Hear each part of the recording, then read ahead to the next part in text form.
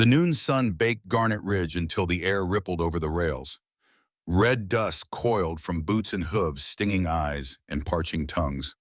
The depot's plank walls threw crooked shadows across the town square, as townsfolk gathered curiosity, drawing them like moths to flame. Sheriff Mlyn Durgan stood on a freight pallet, brass star winking in the sun. His hat pushed back, revealing a face weathered by Wyoming winters and hardened by a decade of frontier law.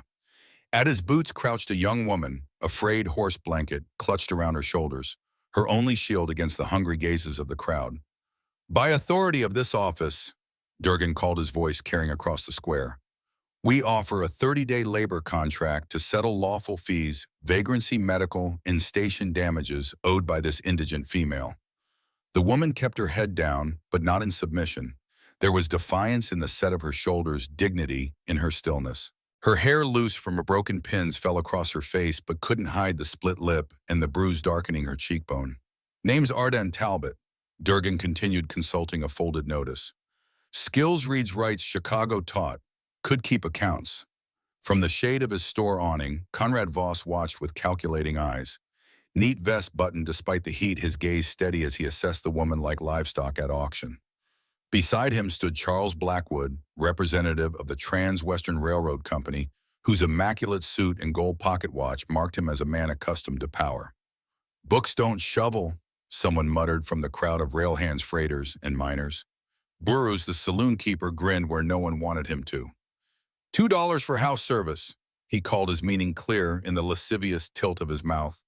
The woman's fingers clenched the burlap, tighter knuckles white. "No stock for your kind," the blacksmith, Josiah Bell, said flatly. A mountain of a man with forearms like oak branches, he spat in the dust, his disgust evident. $3 and a bar credit." Burroughs upped his offer undeterred. Voss didn't bid. He merely flicked two fingers toward Durgan, a quiet signal that made the sheriff's smile cool. "She goes somewhere today," Durgan announced, impatience edging his voice. A boy's laugh skittered through the dust. Arden flinched as if struck. From the far edge of the crowd, a rider approached on a bay gelding. Dust streaked his pants to the knee, and his worn cavalry hat shaded eyes that missed nothing. The crowd parted as he dismounted and tied the reins to a hitching post. Harlan Reed stood a head taller than most men in Garnet Ridge.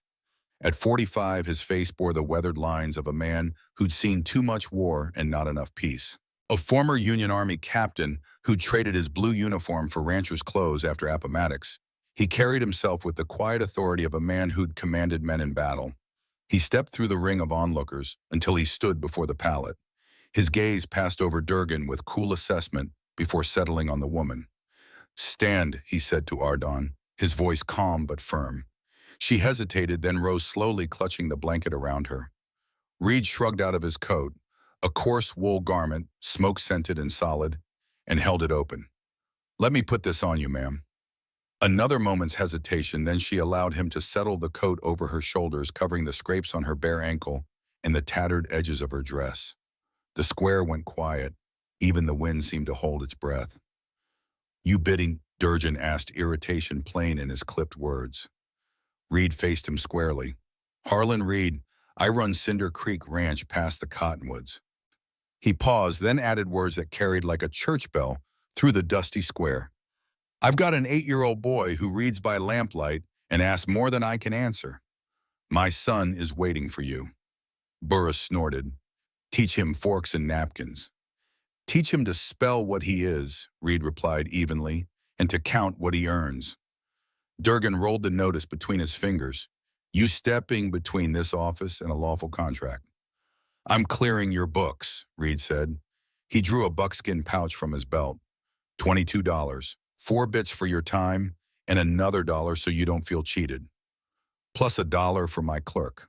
Durgan added, his eyes narrowed. Reed counted silver into his palm without looking at the crowd. "Fee satisfied." 30 days she reports each Sabbath, so we know she hasn't lit out," Durgan said, pocketing the money. Reed nodded once. "You answer to Miss Arden Talbot." The woman lifted her chin, eyes meeting Reed's for the first time. They were hazel clear despite her circumstances, and sharper than anyone in that dusty square might have expected. "Arden will do," she said, her voice low but steady. "There's a wagon in the livery shade," Reed told her. "We'll go slow." Some men turned away, their interest waning now that the spectacle was over. Others watched with new weight in their eyes as Reed helped Ardon down from the pallet, touching only her elbow. From the store awning, Voss tipped his hat and murmured to a runner who slipped toward the freight alley. Blackwood's mouth tightened into a thin line as he watched the pair walk away. At the livery, Reed lifted a bucket of cool water. "Sip," he told her, slowly. She drank, wiped her mouth with the back of her hand. "You meant it about choice," she said, not quite a question. "I don't say what I can't keep," Reed answered.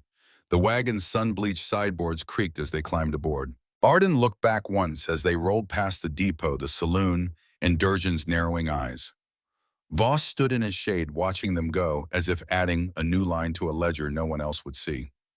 Cinder Creek Ranch sat in a wide-shouldered valley where the grass ran gold in the sun and silver in the moonlight. A line of cottonwoods marked the creek's path, their leaves whispering with every breeze off the low hills. From the front porch, the single track of the Union Pacific lay a mile away, just visible between sagebrush swells. Close enough for the distant whistle to float in at dawn, far enough that the rumble came soft like thunder turned polite. Reed's spread was modest, a long barn with weathered red boards, a corral of sun-bleached rails, two smaller sheds for tack and feed, and a whitewashed house with a steep roof against the snow. The air smelled of hay leather and the faint tang of wood smoke from the stove. Orrin Reed waited on the porch when they rattled up in the wagon, barefoot hair the color of wheat just before harvest. He had a book on his lap, but wasn't reading it. His eyes went straight to the woman beside his father, cautious but not unkind. "Orrin," Reed said, swinging down, "this is Miss Ardon. She's come to help with the books and your schooling." The boy nodded, slow, as if weighing her against some memory. "Ma taught me letters," he said, voice small. "She was going to teach me numbers, but—" He stopped there, eyes dropping to the book. Ardon crouched so they were near the same height. "I know some numbers," she said. "Maybe we can trade letters for numbers." "What do you say?" Reed asked his son. A hint of a smile flickered across the boy's face and was gone. "Maybe." As Reed unloaded the wagon, a figure emerged from the barn. Jacob Winters, a grizzled man in his 50s with an empty left sleeve pinned at the shoulder. His weathered face bore the same hard lines as Reed's, the mark of men who'd shared the crucible of war. "Got company, I see," Winters said, eyeing Ardon with undisguised suspicion. "Miss Talbot will be staying with us," Reed said simply. "She'll help with Orrin's schooling." Winters grunted, neither approving nor objecting outright. "Stew's on. Figured you'd be hungry after town." He turned back to the barn, but not before giving Ardon another measuring look. That evening, after Orrin had been tucked into bed, Reed sat on the porch with a cup of coffee, watching the last light fade from the western sky. Ardon found him there when she stepped out for air, the borrowed dress from Mrs. Reed's trunk hanging loose on her frame. "Your friend doesn't approve of me," she said, nodding toward the small cabin where Winters had retired. "Jacob doesn't approve of much," Reed replied. "Lost his arm at Gettysburg, lost his faith in most people before that." "You served together," Reed nodded. 12th Infantry. He saved my life at Antietam. I saved his at Gettysburg." He said it matter-of-factly, the way a man might discuss the weather. "And now he works for you." "Works with me," Reed corrected. "Jacob doesn't work for anybody, not anymore." Ardon leaned against the porch rail, keeping a careful distance. "Why did you do it?" she asked after a moment. "Pay my fees, bring me here." Reed took his time answering, sipping his coffee as he considered. 3 years ago, when Katie, my wife, was still alive, she used to say every child deserves someone who believes they can be more than what the world expects. He set the cup down. "Orrin needs that, someone who sees him, not just the tasks he can do." "And you think that's me?" Ardon said, skepticism clear in her voice. "A woman you found at auction." "I think you've got eyes that see beyond what's in front of you," Reed replied. "That's rare out here." Arden fell silent, unsure how to respond to the unexpected insight. "The room's yours for as long as you want it," Reed continued. "Tomorrow, like I said, you choose, work for wages or walk away free. Either way, you'll have a proper meal and a night's rest first." He stood, leaving his empty cup on the rail. "Good night, Miss Talbot." Arden watched him go, this strange man with his principles and his promises. In Chicago, men had only ever wanted something from her. Her father's money, her body, her trust. What did Harlan Reed want that was worth $25.50? Sleep came fitfully that night. The unfamiliar creaks of the house, the distant howl of coyotes, and the weight of uncertainty kept Ardan tossing in the narrow bed. Just past midnight, she rose and went to the window drawn by a flicker of movement outside. The moon rode high and full, painting the valley in silver and shadow. In that ghostly light, she saw something odd. A faint lantern glow near the railroad tracks moving slowly along the line. It was too far to make out details, but the light didn't follow the main track. Instead, it veered onto what appeared to be a siding that led toward an old warehouse barely visible in the distance. A whistle blew short and low, followed by the subtle rumble of a locomotive moving at reduced speed. No scheduled train ran at this hour. Ardan had studied the timetables in the depot while waiting for her makeshift trial 3 days ago. Curiosity prickling, she pulled on her borrowed boots and slipped out the back door, careful not to wake the household. The night air carried the scent of sage and creek water as she made her way across the yard, skirting the barn and heading toward the railroad. The distance was greater than it had appeared from the window. By the time she reached the track, her borrowed dress was damp with dew and her breath came quick. She stayed in the shadow of a scrub oak watching. A single free-eyed car stood on the siding unlit except for the lantern she'd spotted. The car's door was open and two figures worked at unloading something heavy onto a waiting wagon. Even at this distance, she could see the strain in their bodies as they shifted what looked like wooden crates. The wagon creaked under the load. Moonlight glinted off metal, not tools but the bands on the heavy crates. One of the men glanced toward the hills, and Ardan ducked deeper into shadow, heart hammering against her ribs. When she looked again, the wagon was rolling toward town, the boxcar doors sliding shut. The whistle blew once short and low, and the car began to move, rolling silently back to the main line. A twig snapped behind her. Midnight stroll, city girl. Ardan whirled, pulse spiking. A man leaned against a tree, not 10 feet away, the ember of his cigarette glowing in the darkness. Even in shadow, she recognized the lean, predatory frame of Felix Crow Voss's enforcer. "You shouldn't wander at night," Crow said, pushing off from the tree. "Never know what might be out here. Wolves, snakes." His smile gleamed white in the moonlight. Men who'd wonder why a woman's spying on private business. Ardan stepped back, calculating the distance to the ranch house. Too far to run.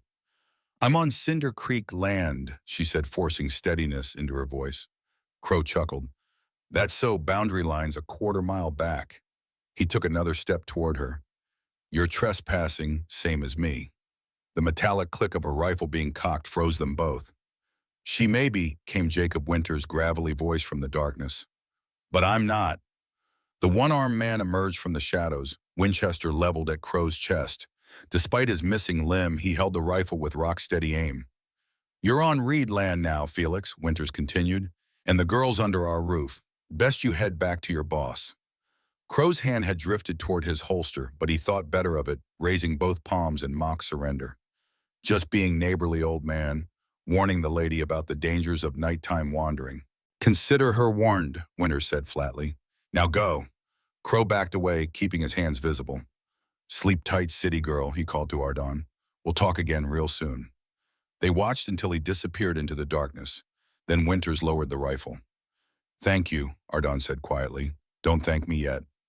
Winters replied, his one good arm guiding her firmly back toward the ranch. "Wait till we see what trouble you've stirred up." The next morning, Reed came in from the corral with a troubled look on his weathered face. "Heard in town," he said, hanging his hat on the peg by the door. "The mine's gold shipment arrived in Cheyenne with half the bars nothing but lead and copper plated with gold." Ardan's hands stilled on the breakfast dishes. "When was it shipped?" "5 days ago. Some folks think it's just a mix-up with the paperwork. Others say it's gone missing." Reed studied her face. "Jacob tells me you took a walk last night." She hesitated, then decided on truth. "I saw men loading crates from a freight yard onto a wagon, near the old warehouse by the siding." Reed's expression sharpened. "What time?" "Just past midnight." "No trains run that line at midnight," he said, confirming what she'd suspected. "I know." She dried her hands on a towel. "Mr. Reed, I think I saw something I wasn't supposed to see." "Harlan," he corrected absently, his mind clearly working through the implications. "Call me Harlan." "I wasn't the only one watching," she continued. "Felix Crow was there. He said I was trespassing, threatened me." Reed's jaw tightened. "Jacob mentioned that part. Crow's not the type to be out for a midnight constitutional. He's Voss's bloodhound. Only shows up when there's something to hunt or guard. Orrin appeared in the doorway clutching his primer. "Hey, are we still doing lessons today?" Reed's expression softened. "That depends on Miss Arden. Today's her choice day, remember." Two pairs of eyes turned to her. One weathered and guarded, the other young and hopeful. Ardon thought of the empty road that led away from Cinder Creek, of the town where Durgan and Voss waited, of the mysterious midnight train, and Felix Crow's threats. Then she looked at Orrin holding his book like a shield. "I think," she said slowly, "I'd like to stay, if the offer still stands." Reed nodded once, something like approval flickering in his eyes. $8 a month plus room and board. Sundays to yourself. You can go into town for church if you want, so Durgan sees you're keeping to the terms."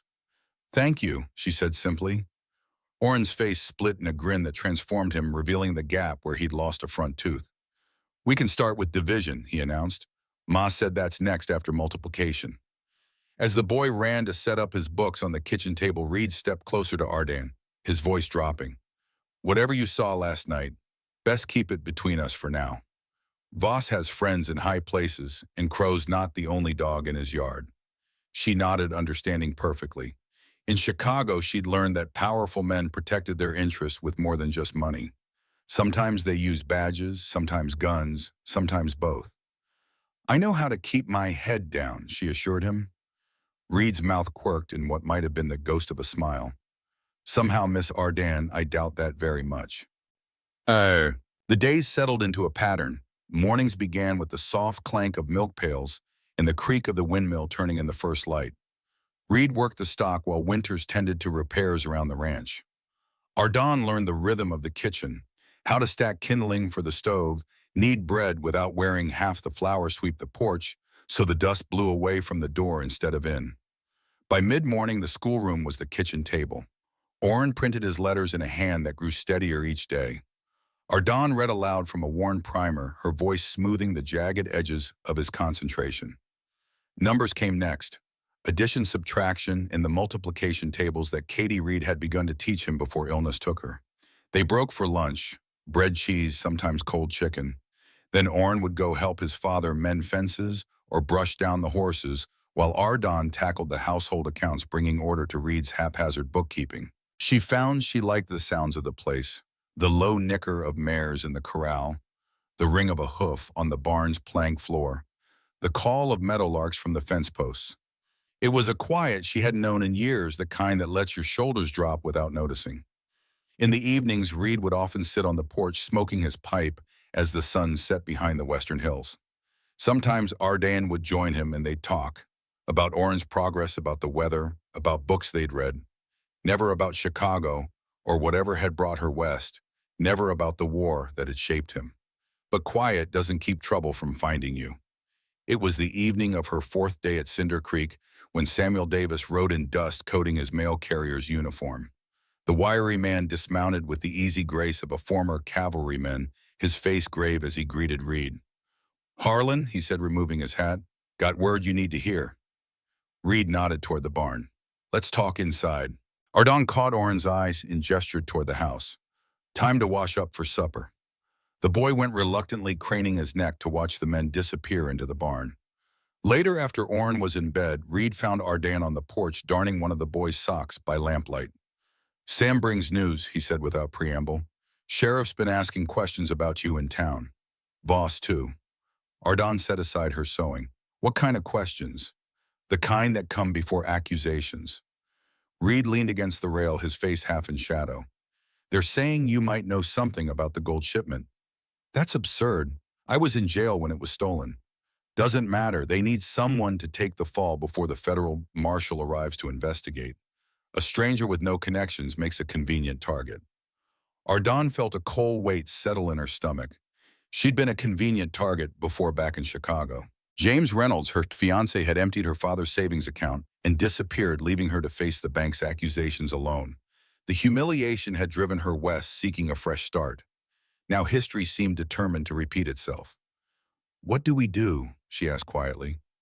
Reed studied her face for a long moment. "We find out what really happened to that gold," he said finally. before they pin it on you. A night breeze stirred the cottonwoods, their leaves shimmering silver in the moonlight. In the distance, a coyote called its lonely cry, echoing across the valley. Ardon shivered, though the night was warm. "There's something else," Reed added, his voice dropping lower.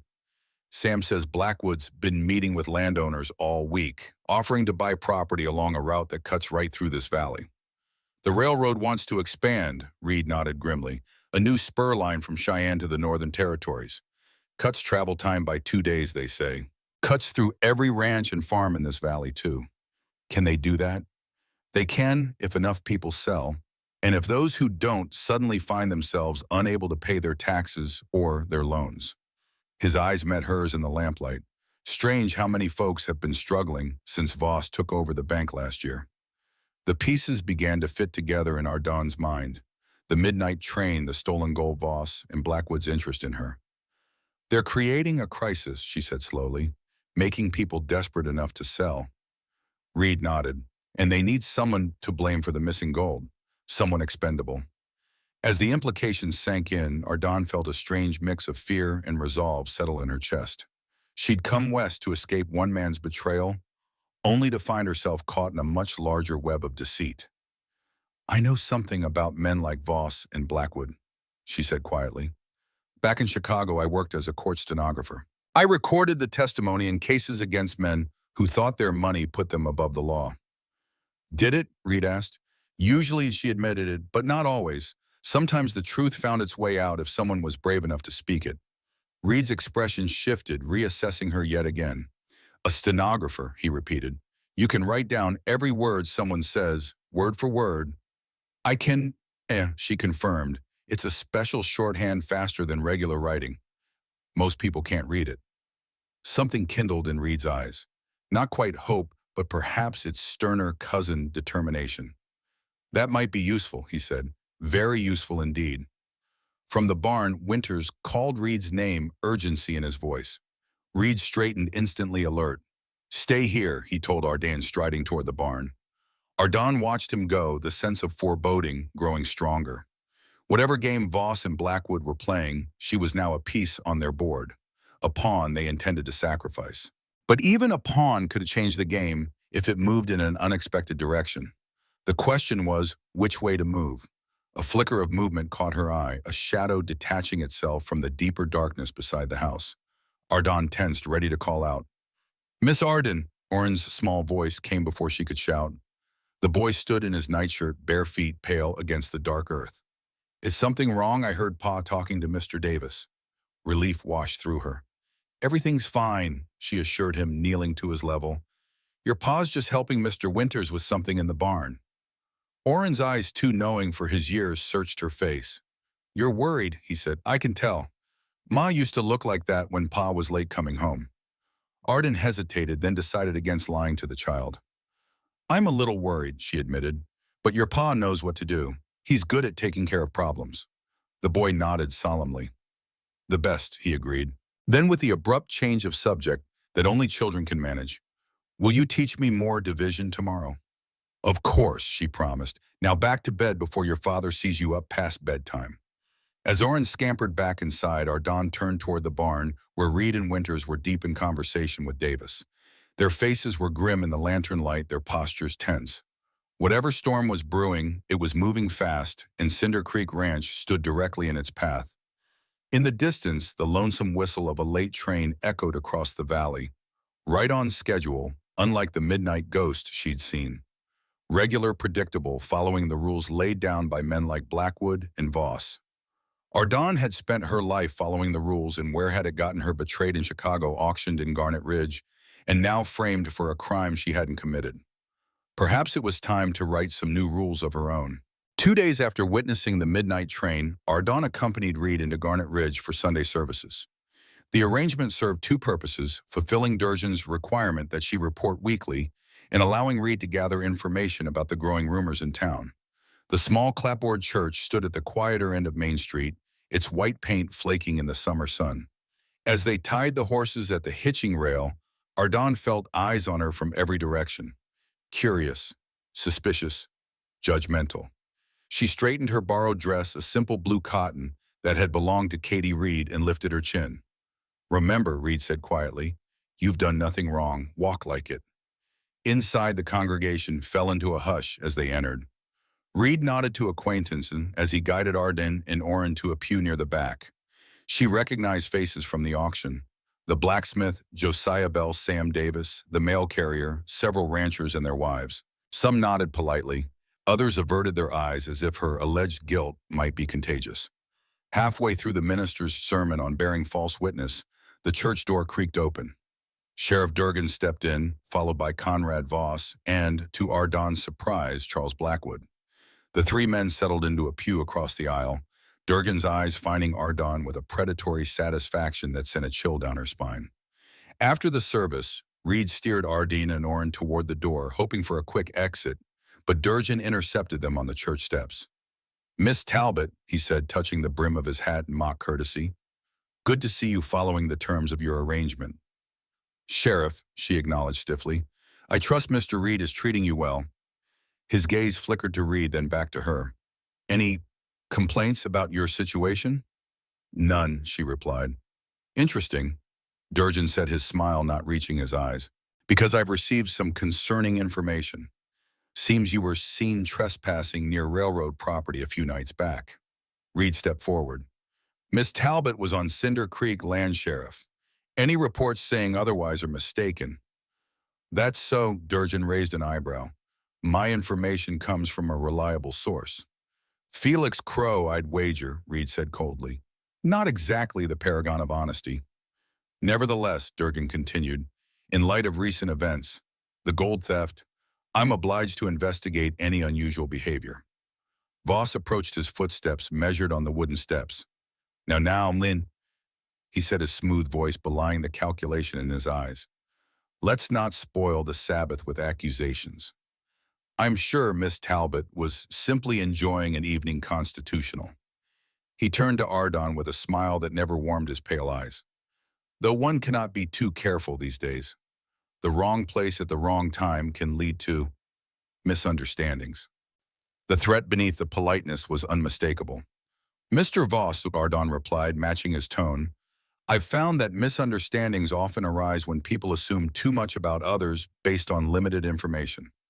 Something flickered across Voss's face, surprise perhaps at her composed response. He had expected fear, not defiance. Blackwood stepped forward, then a tall man with silver at his temples and the confident bearing of old money. "Miss Talbot," he said, extending his hand. "Charles Blackwood, Trans-Western Railroad. I don't believe we've been formally introduced." Ardon took his hand briefly. His grip was dry and firm, his smile practiced. "I understand you are from Chicago," he continued. "I frequently conduct business there. Perhaps we know some of the same people." "I doubt it, Mr. Blackwood," she replied evenly. "My circles were quite modest." "One never knows. The city is large but certain. Institutions create connections." He studied her face. "The courts, for instance. I understand you work there." Ardon's pulse quickened. How could he know that? "As a clerk," she said, the partial truth coming easily. "Nothing of importance." "Even clerks see and hear interesting things," Blackwood mused, "particularly in Cook County, where the boundary between business and politics is so permeable." Before she could respond, Reed placed a hand lightly on her arm. "We should be going," he said, his voice pleasant but firm. "Orrin has lessons to complete before supper." Blackwood inclined his head. "Of course, family obligations come first, something we at Trans-Western deeply respect." His smile broadened. "In fact, we've been discussing ways to support the families of this valley. Progress that benefits everyone." "Some kinds of progress cost more than they're worth," Reed replied. "That's a matter of perspective, Captain Reed." Blackwood's use of Reed's military rank was deliberate. "Some would say the same about the war you fought. Yet here we are, a united nation stronger for it." Reed's jaw tightened almost imperceptibly. "Some prices are too high regardless of the outcome." "Well," Blackwood said with a slight shrug, "fortunately in business, unlike war, everything has its price. It's simply a matter of finding the right number." His gaze drifted towards Cinder Creek's direction. "For everyone, he so." As they walked away, Orrin looked up at his father. "But why was Mr. Blackwood talking about buying things?" Reed ruffled his son's hair. Because that's what men like him do, son. They think everything's for sale. Is our ranch for sale? The boy asked, his brow furrowing. No, Reed said firmly. Some things aren't for sale at any price. At the wagon, Sam Davis intercepted them, handing Reed a folded newspaper. Thought you'd want to see this, he said quietly. Page 3. Reed waited until they were on the road home before unfolding the Cheyenne Tribune. He found the small article Sam had indicated and read it aloud. Federal Marshal Thomas Weber is expected to arrive in Garnet Ridge next week to investigate the recent theft of gold from a Rock Valley Mining Company shipment. Marshal Weber, a decorated veteran of the Union Army, has built a reputation for resolving complex cases involving railroad interests throughout the Wyoming Territory. Reed handed the paper to Arden. Weber Sam, he said, the name weighted with history. I know him. From the war, she asked. Reed nodded. We served together at Antietam. He was a good man then. His expression hardened. But that was a long time ago, and he's been working railroad cases for years now. The question is whether he's still his own man or if he's Blackwood's. How long do we have before he arrives? 5 days, maybe 6. Reed glanced at her. We need to move fast if we're going to find the truth before he gets here. Ardon looked back at the receding town where Voss Durgan and Blackwood still stood on the church steps watching their departure. They already know who they plan to blame, she said quietly. Reed's hands tightened on the reins. Then we'd better make sure Marshal Weber knows differently. Back at Cinder Creek, Ardon sat at the kitchen table with the accounts ledger open before her. But instead of reviewing the ranch's expenses, she was writing in the distinctive hooks and curves of Pittman shorthand, transcribing everything she'd heard at church, capturing in every nuance of the conversation with Durgan, Voss, and Blackwood. Winters leaned in the doorway, watching her pen fly across the paper. What kind of writing is that? He asked, his natural suspicion evident. Shorthand, she replied without looking up. Court stenographers use it to record testimony. He grunted. Fancy city skill. Useful city skill, she corrected, completing the last line. Especially when you need to remember exactly what someone said. Winters moved closer, peering at the indecipherable marks. Can't make head nor tail of it. That's the point, Arden said, closing the notebook. Only someone trained in shorthand can read it. Makes it hard for people to alter the record. The one-armed man studied her with new consideration. You're not just some school teacher, are you? I was a court stenographer in Chicago, she admitted.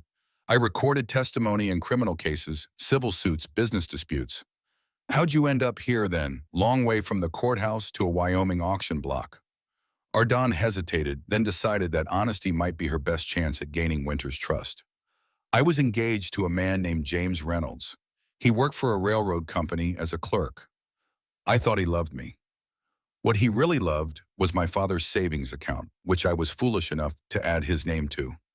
The old anger and humiliation rose in her throat. He emptied it and disappeared. When the bank came looking for answers, he had none to give. So you ran west. I came west, she corrected, to start over. The stage was attacked outside Garnet Ridge. When I fought back, the sheriff arrested me for disturbing the peace. The rest you know. Winters was silent for a long moment. Then unexpectedly, a rough chuckle escaped him. Fought back, did you, against who? A passenger who thought a woman traveling alone was fair game, she said, her voice hardening at the memory. He'll think twice before grabbing the next woman. This time, Winters' laugh was genuine. I bet he will. He shook his head, some of the suspicion leaving his gaze. Harlan's got a knack for finding strays with more bite than bark. I'm not a stray, Ardon said sharply. No. Winters raised an eyebrow. Then what are you, Miss Talbot from Chicago? Before she could answer, Reed entered, his expression grave. Jacob, we've got trouble. Crow and 2 of Voss's men were just spotted at the north fence line. Winters straightened, instantly alert. Looking for weak spots. Or just letting us know they're watching, Reed turned to Arden. Stay inside, keep Orrin with you. What's happening? She asked, rising from the table. Could be nothing, Reed said, though his tone suggested otherwise. Just a neighborly reminder of who holds the power in this valley. Winters was already retrieving his rifle from the rack by the door. I'll saddle the horses. As they prepared to ride out, Ardon caught Reed's arm. Be careful, she said quietly. They're looking for any excuse. His eyes met hers, something unspoken passing between them. Lock the doors, he instructed. Don't open them for anyone but us.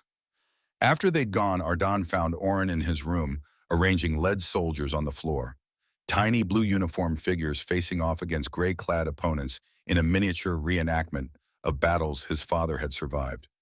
Your pa asked us to stay inside for a while, she told him, keeping her voice light. The boy looked up, his young face suddenly serious. Is it Mr. Crow again? I heard Pa talking to Mr. Winters. Arden nodded, impressed by the child's perception. Just some men checking the fences.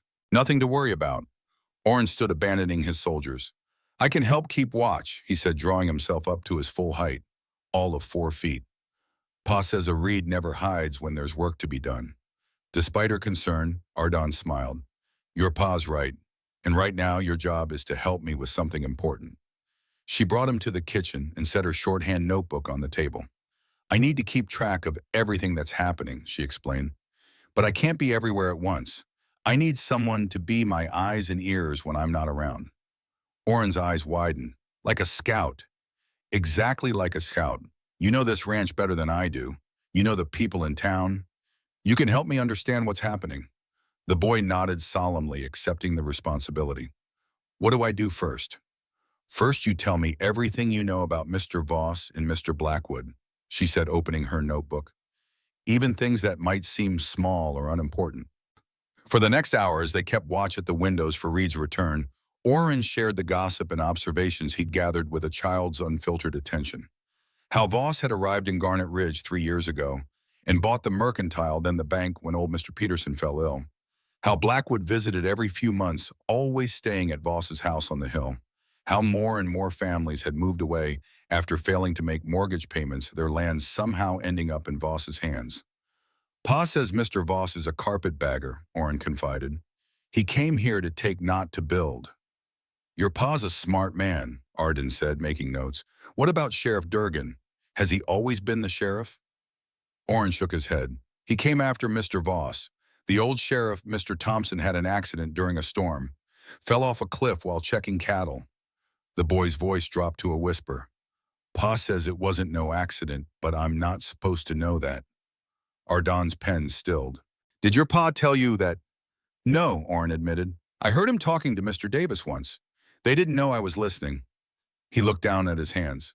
Ma always said I got ears like a jackrabbit. A sound from outside interrupted them. Hoofbeats approaching at a gallop. Ardon moved to the window, Oren at her side. Relief washed through her as she recognized Reed and Winters returning, their faces grim but unharmed. She unlocked the door as they dismounted. What happened? Crow and his boys were marking trees along our north boundary, Reed said, hanging his hat on the peg, claiming they were surveying for the railroad. When I pointed out they were a good quarter-mile onto Cinder Creek land, they suggested the property lines might not be as clear as I thought.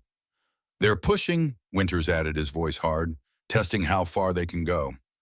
What do they want? Arden asked, though she already suspected the answer. Same thing they want from everyone in this valley, Reed replied. The land, or at least the right to run track through it. He glanced at Oren, who was listening intently. Son, why don't you go check on the chickens? Make sure they're all in for the night. When the boy had gone, Reed continued in a lower voice. Blackwood needs this valley for his new rail line. The shortest route from Cheyenne to the Northern Territories cuts right through here. Every day they have to go around adds to their costs. But they can't just take people's land, Ardon said. No, Reed agreed, but they can make life difficult enough that selling seems like the only option.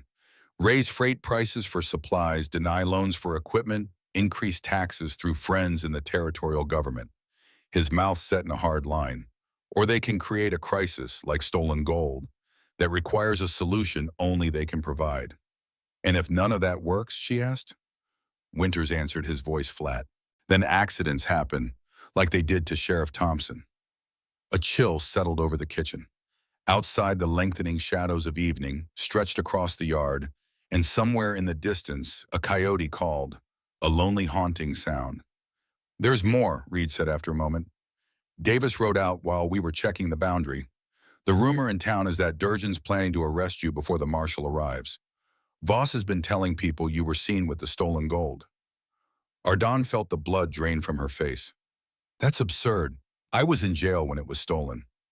Truth doesn't matter, Winters said bluntly. Just the story people believe. Reed ran a hand through his hair, a rare gesture of frustration. We need proof, something that ties Voss and Blackwood to the gold theft. Something concrete that even Weber can't ignore. Arden thought for a moment, then nodded toward her notebook. What if we could get them to incriminate themselves in their own words? Hal Reed asked. I could write down everything they say. Verbatim. My shorthand is legal evidence in Chicago courts. If we can get them talking about the theft, the land grab, they're too smart to talk openly, Winters objected. Not if they think they're alone, Ardon countered. The walls in Baruch's saloon are thin. Voss and Durgan meet there most evenings in the back room to discuss business. Reed studied her face. You're suggesting eavesdropping. I'm suggesting gathering evidence, she corrected. The same way I did in court, by creating an accurate record of what was said. A slow smile spread across Reed's weathered face. Fancy city skills, he said, echoing Winters' earlier words. Might be just what we need. Winters frowned. It's too dangerous. If they catch her... They won't, Ardon interrupted. I can be invisible when I need to be. It was part of my job, to record without being noticed. Reed considered for a long moment, then nodded. We'll need to move fast, tomorrow night before Durgan decides to act on those rumors. Tomorrow night, she agreed, a familiar mix of fear and determination settling in her chest. Outside, Orrin's voice called that the chickens were secure. The everyday sound grounded Ardon, reminding her what was at stake. Not just her freedom, but this place, this makeshift family that had taken her in when no one else would. Voss and Blackwood thought they could sacrifice her to protect their scheme. They were about to discover that some pawns refused to play by the rules. The next evening found Ardon in Garnet Ridge dressed in a plain brown dress that wouldn't attract attention.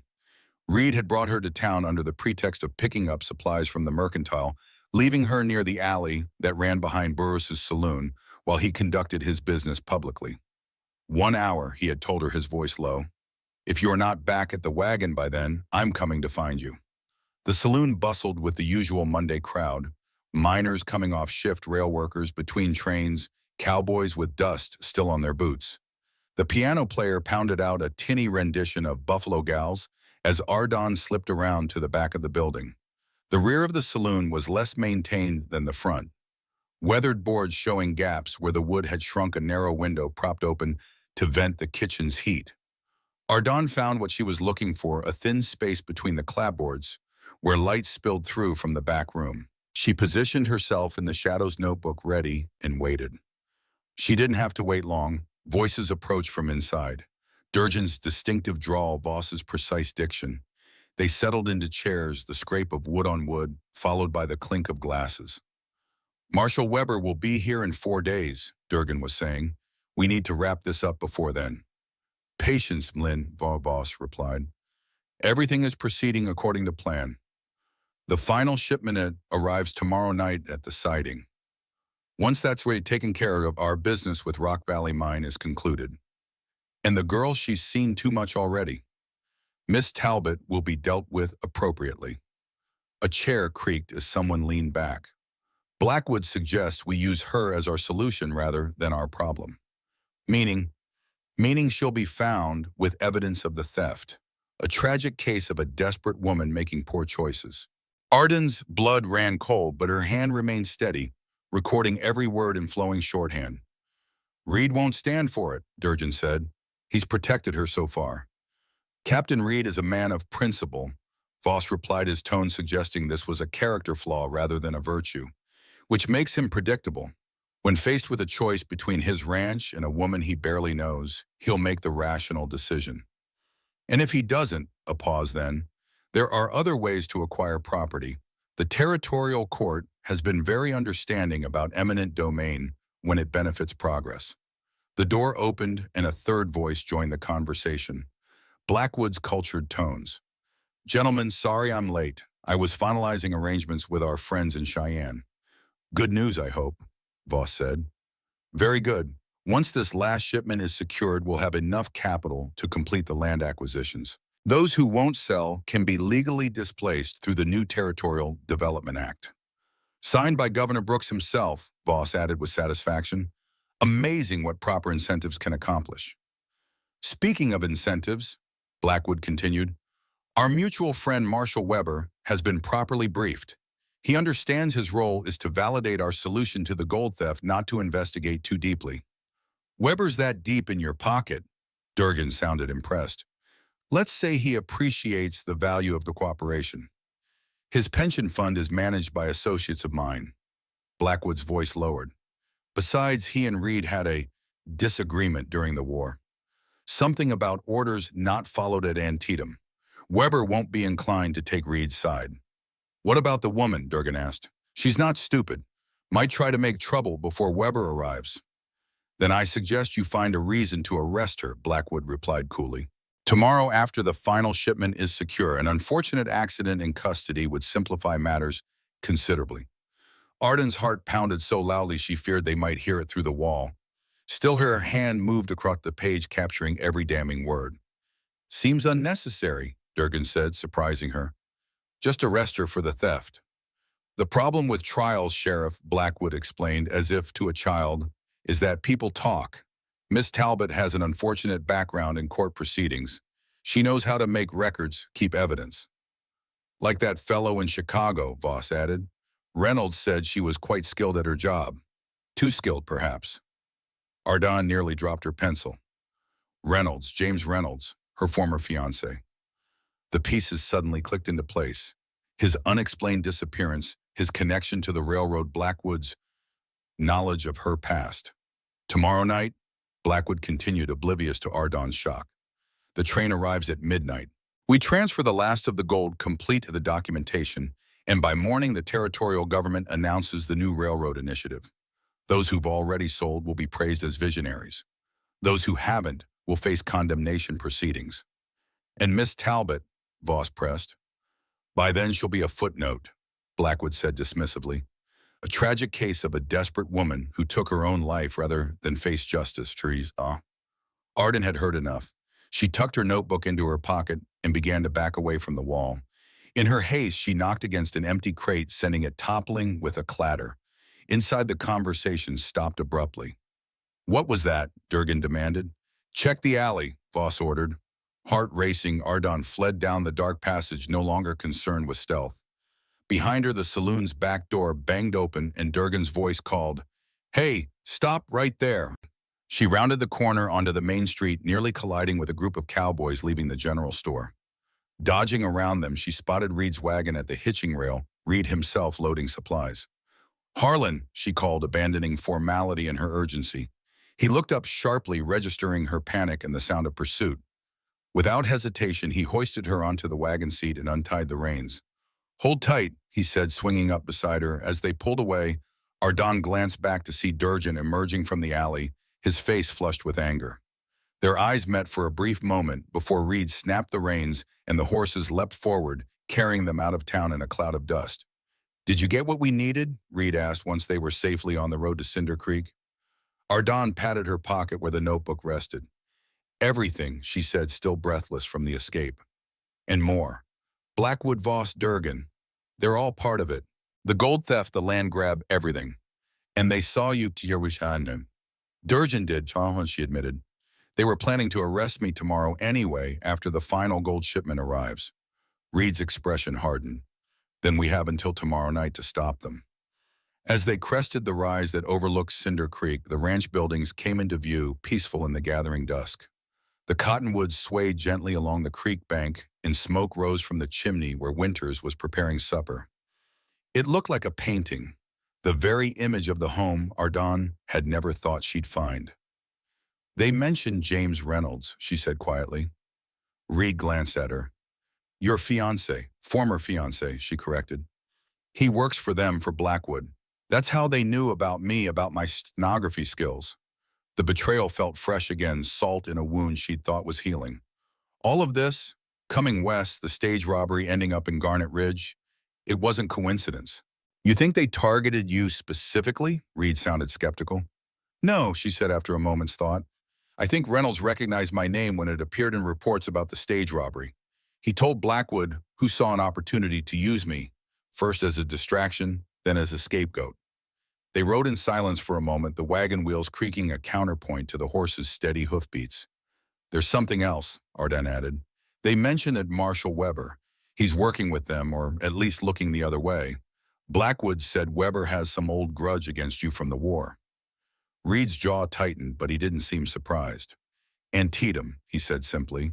I disobeyed a direct order from Weber, then a colonel, to hold position. Took my company around the flank instead. Saved Jacob and 30 other men, but Weber never forgave what he saw as insubordination. Blackwood's using that, Ardon said. He knows Weber won't believe you over them. Reed nodded grimly. Then we'll need more than your notes. We'll need the gold itself, proof that can't be ignored or explained away. The ranch was closer now, the windows glowing warm with lamplight. Orrin would be waiting, probably watching from the porch for their return, unaware of the forces gathering against his home. Tomorrow night, Ardon said, her decision crystallizing. When the train comes, we'll be waiting. Reed looked at her with new respect. It'll be dangerous. I know, she said, but this is my fight now too. As they pulled into the yard, Orrin ran out to meet them, his face alight with the simple joy of their return. Behind him, Winter stood on the porch, rifle resting casually in the crook of his arm, ever watchful, ever ready. Ardon glanced at Reed, saw the same resolve in his eyes that she felt in her heart. Tomorrow would decide everything. For Cinder Creek, for the valley, for all of them. Whatever came, they would face it together. Dawn broke over Cinder Creek with the promise of heat, the sun already fierce as it crested the eastern hills. In the kitchen, Reed Winters and Ardon huddled around the table, her shorthand notebook open between them. Sam Davis had arrived an hour earlier, bringing news from town that confirmed their worst fears. Durgin's deputized 4 men this morning. Davis reported, his lean face grim. Felix Crow among them. They're saying it's to help secure the town before the marshal arrives, but everyone knows better. They're building a posse, Reed said, his voice flat, getting ready to move against us. Ardon traced a finger along her shorthand notes. According to what I heard, they plan to make their final gold transfer tonight at midnight. After that, they'll come for me, and for anyone who stands in their way. Which means we have one chance, Reed continued. Tonight, when the train arrives, we catch them in the act. Get proof of the theft that even Weber can't ignore. Winters leaned forward, his one good arm braced on the table. 4 of us against Durgin Crow, and however many guns Voss and Blackwood bring, those ain't odds I'd bet on. We need more men, Davis agreed. Men we can trust. Reed nodded. The Antietam boys. The phrase hung in the air, weighted with history. Ardon looked between the 3 veterans, sensing a bond forged in blood and gunpowder. Who are they, she asked. What's left of our company, Reed explained. Men who fought alongside us at Antietam. A dozen settled in this territory after the war. 5 live within a day's ride. Men who owe Harlan their lives, Winters added, just like I do. Reed shook his head. I don't want anyone coming out of obligation. This isn't their fight. It is if Blackwood's railroad cuts through their land too, Davis pointed out, which it will according to those survey markers. A small voice came from the doorway. I can help too. They turned to find Orrin standing there still in his nightshirt, his young face solemn in the early light. Reed crossed to his son, kneeling to eye level. You help by staying safe, he said gently. By being here when we get back. The boy's chin jutted stubbornly. Ma said a Reed never hides when there's trouble. Reed's expression softened. Your ma was right about many things, but she'd also want you protected. He placed his hands on Orrin's shoulders.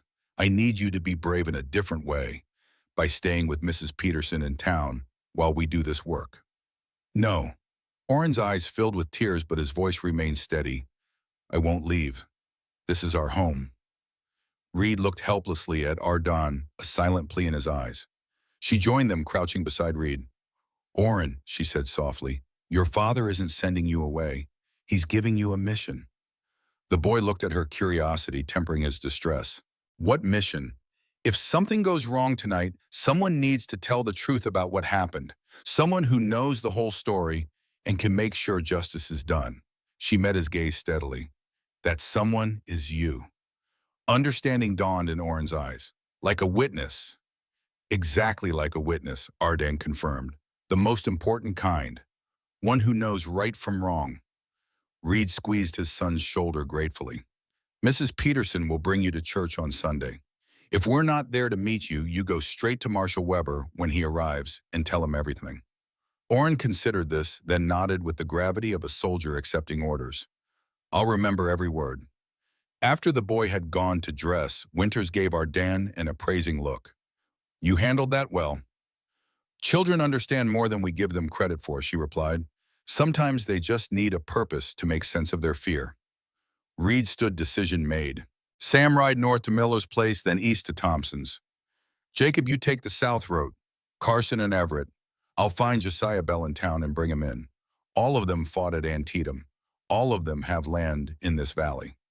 And all of them have reason to distrust Blackwood, Davis added. What about me? Ardan asked.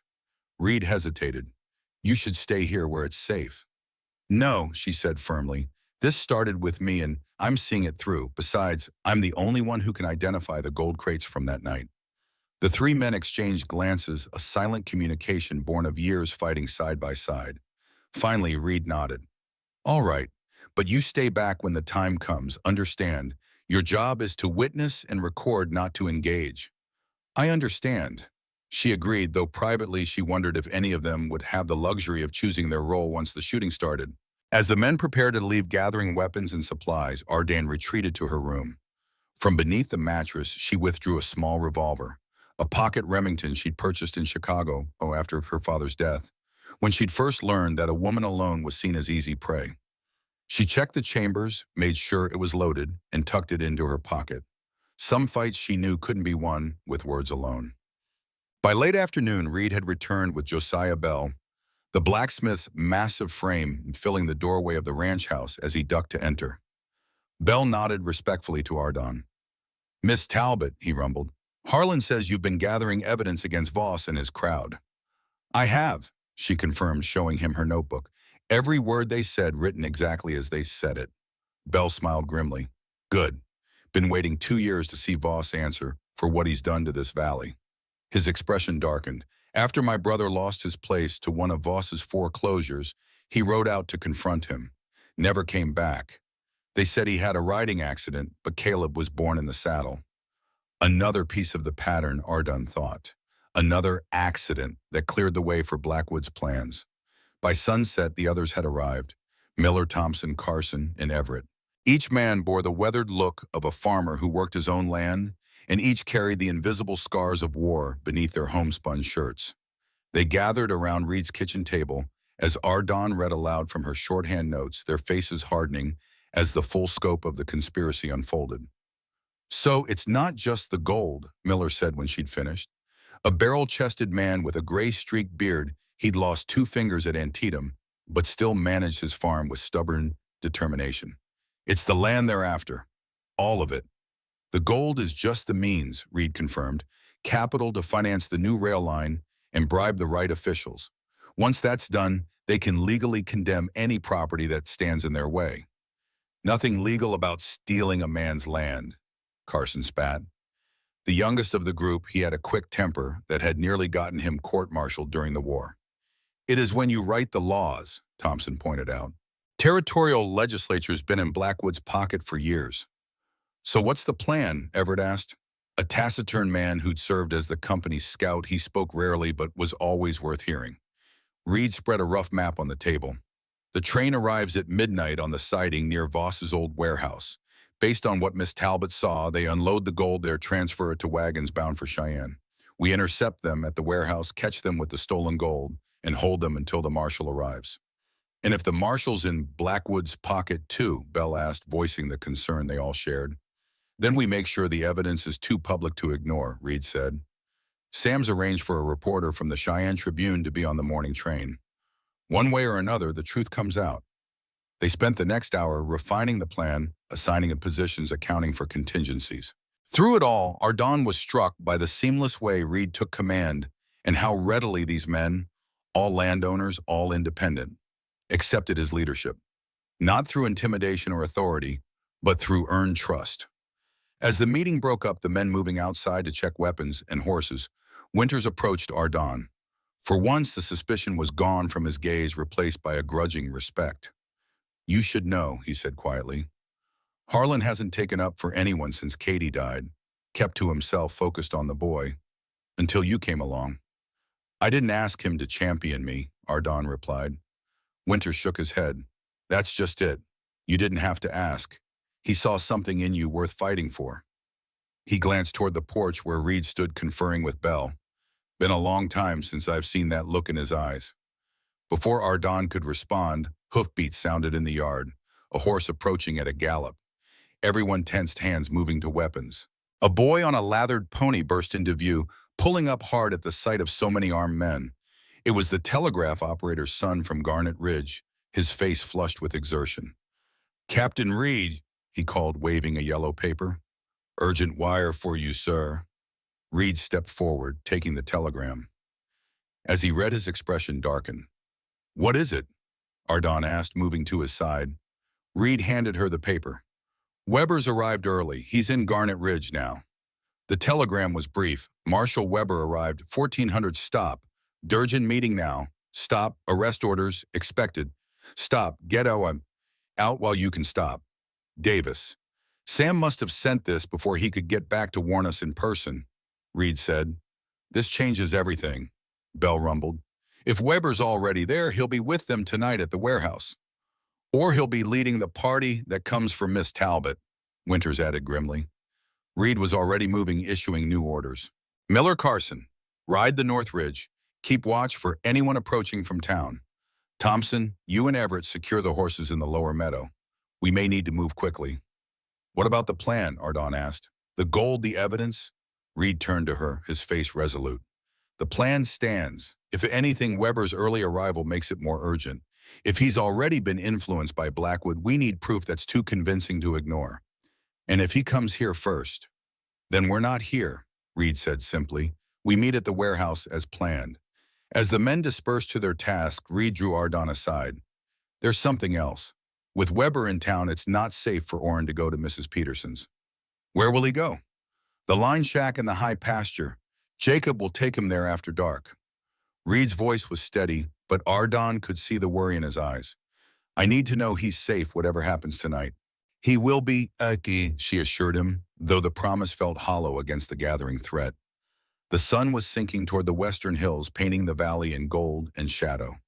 In a few hours, they would either have the evidence they needed to stop Blackwood's plans, or they would be fugitives. Or worse.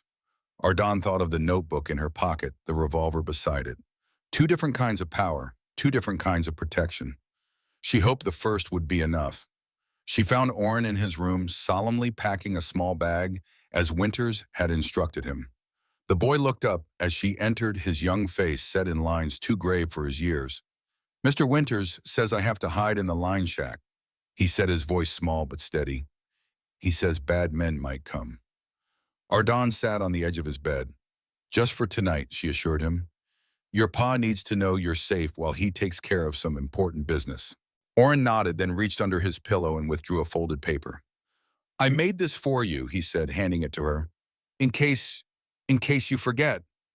Ardon unfolded the paper to find a childish drawing of the ranch house with 3 stick figures in front. A tall man, a smaller boy, and between them a woman with long hair. Beneath it, in careful letters, "My family." Her throat tightened. "It's beautiful, Orrin. Thank you." "When Ma died, Pa forgot how to smile for a long time." The boy said, his eyes serious. "Please come back. I don't want him to forget again." Ardon pulled him into a fierce hug, her own eyes stinging. "We'll both come back," she promised, "and then we'll frame this picture and hang it right over the fireplace." A discreet cough from the doorway announced Winters. "Time to go, young man," he said, his gruff voice gentler than usual. "Got the horses ready out back." Orrin gathered his bag, then turned to Ardon one last time. "Remember your mission," he said with childish solemnity. "You have to witness the truth." "I will," she assured him, ruffling his wheat gold hair. A Reed never breaks a promise, right? His smile was brief but real as he followed Winters, out, small shoulders squared with borrowed courage. Outside, the gathering dusk painted the valley in deepening shades of purple. Ardon found Reed by the corral, checking the cinch on his saddle. Jacob and Orrin are away safely, she told him. He nodded relief, momentarily softening the hard lines of his face. Good. One less worry. Harlan, she said, using his given name for the first time. If this goes wrong tonight— It won't, he interrupted. But if it does, she persisted, I want you to know that I'm grateful. For what you did at the auction, for bringing me here. Whatever happens these days at Cinder Creek have been— She searched for the right word. Real. In a way nothing in my life has been before. Reed's hand stilled on the saddle leather. He turned to her, his weathered face half in shadow. When Katie died, I thought that was the end of certain things. Not just for me, but for Orrin, too. The chance at a real home, not just a place to sleep. His voice was low, meant for her alone. You've brought that chance back. Before she could respond, a shout came from the North Ridge. Miller's voice sharp with urgency. Riders coming, at least 6 moving fast. Reed's expression hardened instantly. They're early, he said, swinging into the saddle. Everyone to your positions. The yard erupted into controlled chaos as the veterans took up defensive positions. Bell and Everett flanked the barn rifles ready. Thompson knelt behind the water trough, a clear line of sight to the approach road. Get to the house, Reed ordered Ardon. Take the back trail to the meeting point if we're overrun. I'm staying, she said firmly. Before he could argue, the riders crested the rise, Durgan in the lead, Felix Crow at his side, and behind them 4 deputies, and to Ardon's shock, Marshal Thomas Weber himself, the silver star of federal authority gleaming on his chest. They pulled up 20 yards from the house, spreading out in a practice formation that spoke of military training. Weber was older than Reed by perhaps a decade, his face deeply lined, his beard shot through with gray. But his back was ramrod straight in the saddle, and his eyes missed nothing as they swept over the defended ranch yard. Harlan Reed, Weber called, his voice carrying easily in the evening air. I have a warrant for the arrest of Ardon Talbot on charges of theft and conspiracy. Stand aside and let us take her into custody. Reed's response was measured, his voice carrying equal authority. Marshal Weber, been a long time since Antietam. Not long enough, Captain, Weber replied, the old title carrying a hint of mockery. Don't make this difficult. The woman comes with us, or we take her by force. On whose evidence do you base these charges? Reed demanded. We have witnesses who place her near the railroad on the night of the theft. Durgan cut in, and information that she's been conspiring with known criminals since arriving in Garnet Ridge. That's a lie, Ardon called, moving to Reed's side despite his warning glance. The only criminals in Garnet Ridge are standing right there. Sheriff Durgan, Conrad Voss, and Charles Blackwood. I have evidence of their conspiracy to steal the gold and seize land for the railroad. Weber's gaze shifted to her, his eyes cold. Young woman, making false accusations against respected businessmen won't help your case. They're not false, she insisted. I've recorded their own words in their own voices. They plan to make their final gold transfer tonight at midnight at the old warehouse by the siding. A flicker of something, doubt perhaps, crossed Weber's face, but Durgan quickly interjected. More lies, he sneered. She's desperate, Marshal. Reed's filled her head with nonsense to justify harboring a fugitive. If she's lying, Reed said evenly, then you won't mind if we all ride to the warehouse tonight and see for ourselves. Weber's mouth tightened. My orders are to bring her in now, Reed. Stand aside. No. The single word hung in the air between them, not shouted, but implacable. Around the yard, the veterans of Antietam shifted their positions slightly, weapons at the ready. Felix Crow's hand drifted toward his holster. 6 of you, 7 of us, he said with a wolfish grin. I like those odds. Count again, came a new voice from the ridge behind the posse. Sam Davis sat his horse on the crest rifle across his saddle. Beside him were 4 more men, ranchers from the North Valley, each armed, each with reason to distrust Blackwood and his allies. Seems like half the counties turned out tonight, Davis observed mildly. Funny how news travels. Weber's jaw worked as he reassessed the situation. With a curt gesture, he motioned Durgan and Crow to hold position. This isn't a negotiation, Reed, he said, his voice hard. The Loho is on my side. Maybe, Reed acknowledged, but ask yourself why Blackwood was so insistent you come early. Why the rush to arrest Miss Talbot before investigating the facts? He paused, letting the question sink in. You've always been a by-the-book man, Thomas. Is this really how you want to end your career? As Blackwood's errand boy? Something flickered in Weber's eyes. Pride wounded, perhaps, or doubt taking root. He glanced at Durgin, then back at Reed. "You have evidence?" he asked, his tone marginally less hostile. "Enough to hang Voss and Blackwood both," Reed confirmed. "But the final proof comes tonight at the warehouse. That's where they're transferring the last of the stolen gold." Weber was silent for a long moment, the weight of decision visible in his face. Finally, he turned to Durgin. "We'll wait." "Marshal," Durgin protested, "this is clearly a delaying tactic. They'll run the moment we turn our backs." "I said we'll wait," Weber repeated, his tone brooking no argument. "If nothing happens at the warehouse by midnight, we take the woman. If Reed's telling the truth—" He didn't finish the thought. Crow leaned toward Durgin, murmuring something that made the sheriff's face darken. Durgin nodded almost imperceptibly, then forced a tight smile. "As you say, Marshal, we'll wait." Reed's eyes narrowed, sensing the unspoken exchange. "We ride together," he insisted. "All of us. No one leaves to report back or secure the perimeter." Weber considered, then nodded. "Agreed, we all wait together." As the tension fractionally eased, Ardon caught Reed's eye. Something wasn't right. Durgin had capitulated too easily, and Crow's expression held a satisfied smirk that belied their apparent concession. Then it hit her. The telegram had mentioned a meeting between Weber and Durgin, but not Voss or Blackwood. If Weber had come straight from the stagecoach to the sheriff's office, he might not know the full extent of the conspiracy yet. And if Voss and Blackwood were proceeding with the gold transfer tonight, unaware that Weber had arrived early— "Harlan," she said urgently, keeping her voice low, "I think Weber might not be part of it, not completely. Durgin and Crow are worried he'll actually investigate if he sees something suspicious." Reed nodded slightly, having reached the same conclusion. "Which means they need to warn Voss and Blackwood before we reach the warehouse." "How you said everyone stays together?" Reed's eyes tracked to Crow, who was trying too hard to appear unconcerned. "He's already sent someone, probably before they even rode up." His jaw tightened. "We need to move now before they can change their plans." He turned to Weber, pitching his voice to Carey. "Marshal, if you're serious about finding the truth, we need to go now. The transfer could already be underway." Weber studied him for a long moment, old animosities warring with professional instinct. Finally, he nodded. "Mount up," he ordered his men. "We ride for the warehouse."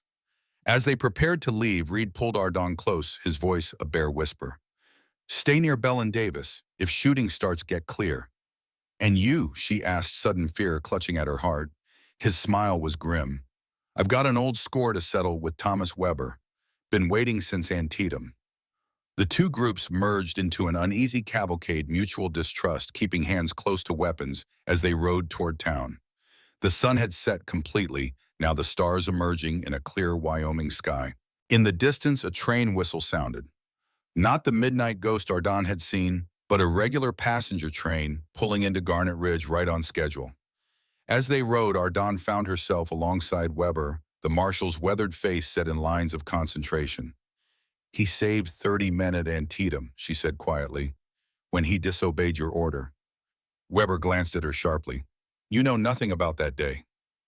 "I know he chose lives over regulations," she replied. "Isn't that what a good lawman does?" The marshal was silent for a long moment. "Reed was always too eager to play hero," he finally said. "Sometimes following orders matters more than individual judgment." "And sometimes," Ardon countered, "justice matters more than the letter of the law." Weber's expression hardened. "We'll see whose version of justice prevails tonight, Miss Talbot." They crested the rise that overlooked Garnet Ridge, the town's scattered lights glimmering in the valley below. Beyond it, barely visible in the darkness, stood the old warehouse by the railroad siding, where truth waited one way or another. But as they paused at the top of the ridge, a flicker of movement caught Ardon's eye. Riders moving fast from the direction of town toward the warehouse. At their head was a figure she recognized immediately, Charles Blackwood, his tall form unmistakable even at this distance. "They know we're coming," she said, urgency sharpening her voice. "They're going to destroy the evidence." Weber followed her gaze, squinting into the darkness. His expression changed as he made out the riders. "Who is that?" he demanded. "Charles Blackwood," Reed answered grimly. "The man who's been buying your cooperation, or so he claims." Something hardened in Weber's face. Pride wounded perhaps, or the first seed of doubt taking root. "Ride," he ordered, spurring his horse forward. "Now." They thundered down the slope toward the warehouse, the uneasy alliance momentarily united by urgency. But as they reached the valley floor, Durgin suddenly wrenched his horse aside. "It's a trap," he shouted. "Reed's leading us into an ambush." He and Crow broke away, galloping toward the town instead of the warehouse. Two of the deputies followed, while the other two hesitated, looking to Weber for guidance. "Stay with me," Weber commanded, not slowing his pace. Reed and his men maintained their course, drawing ahead of Weber as they raced toward the warehouse. Ardon clung to her saddle, heart pounding as they closed the distance to Blackwood's group. Ahead, lantern lights spilled from the warehouse door. Figures moved in the yellow glow, working with urgent haste. As Reed's party approached, someone shouted an alarm. Gunfire erupted from the warehouse. Not the measured response of men defending themselves, but the panicked fusillade of those caught in wrongdoing. A bullet whined past Ardon's ear. Another struck Bell's horse, sending the big man tumbling to the ground. "Take cover," Reed shouted, drawing his revolver as he dismounted behind a stack of railroad ties. Ardon slid from her saddle, crouching beside Davis behind an abandoned handcar. Weber and his remaining deputies took position nearby, returning fire toward the warehouse. Through the chaos, Ardon caught glimpses of activity. Men loading crates onto wagons, others providing covering fire. In the center of it all stood Blackwood, shouting orders as he supervised the hasty evacuation. "The gold," she gasped to Davis. "They're moving the gold." A bullet splintered wood inches from her head, driving her lower behind the handcar.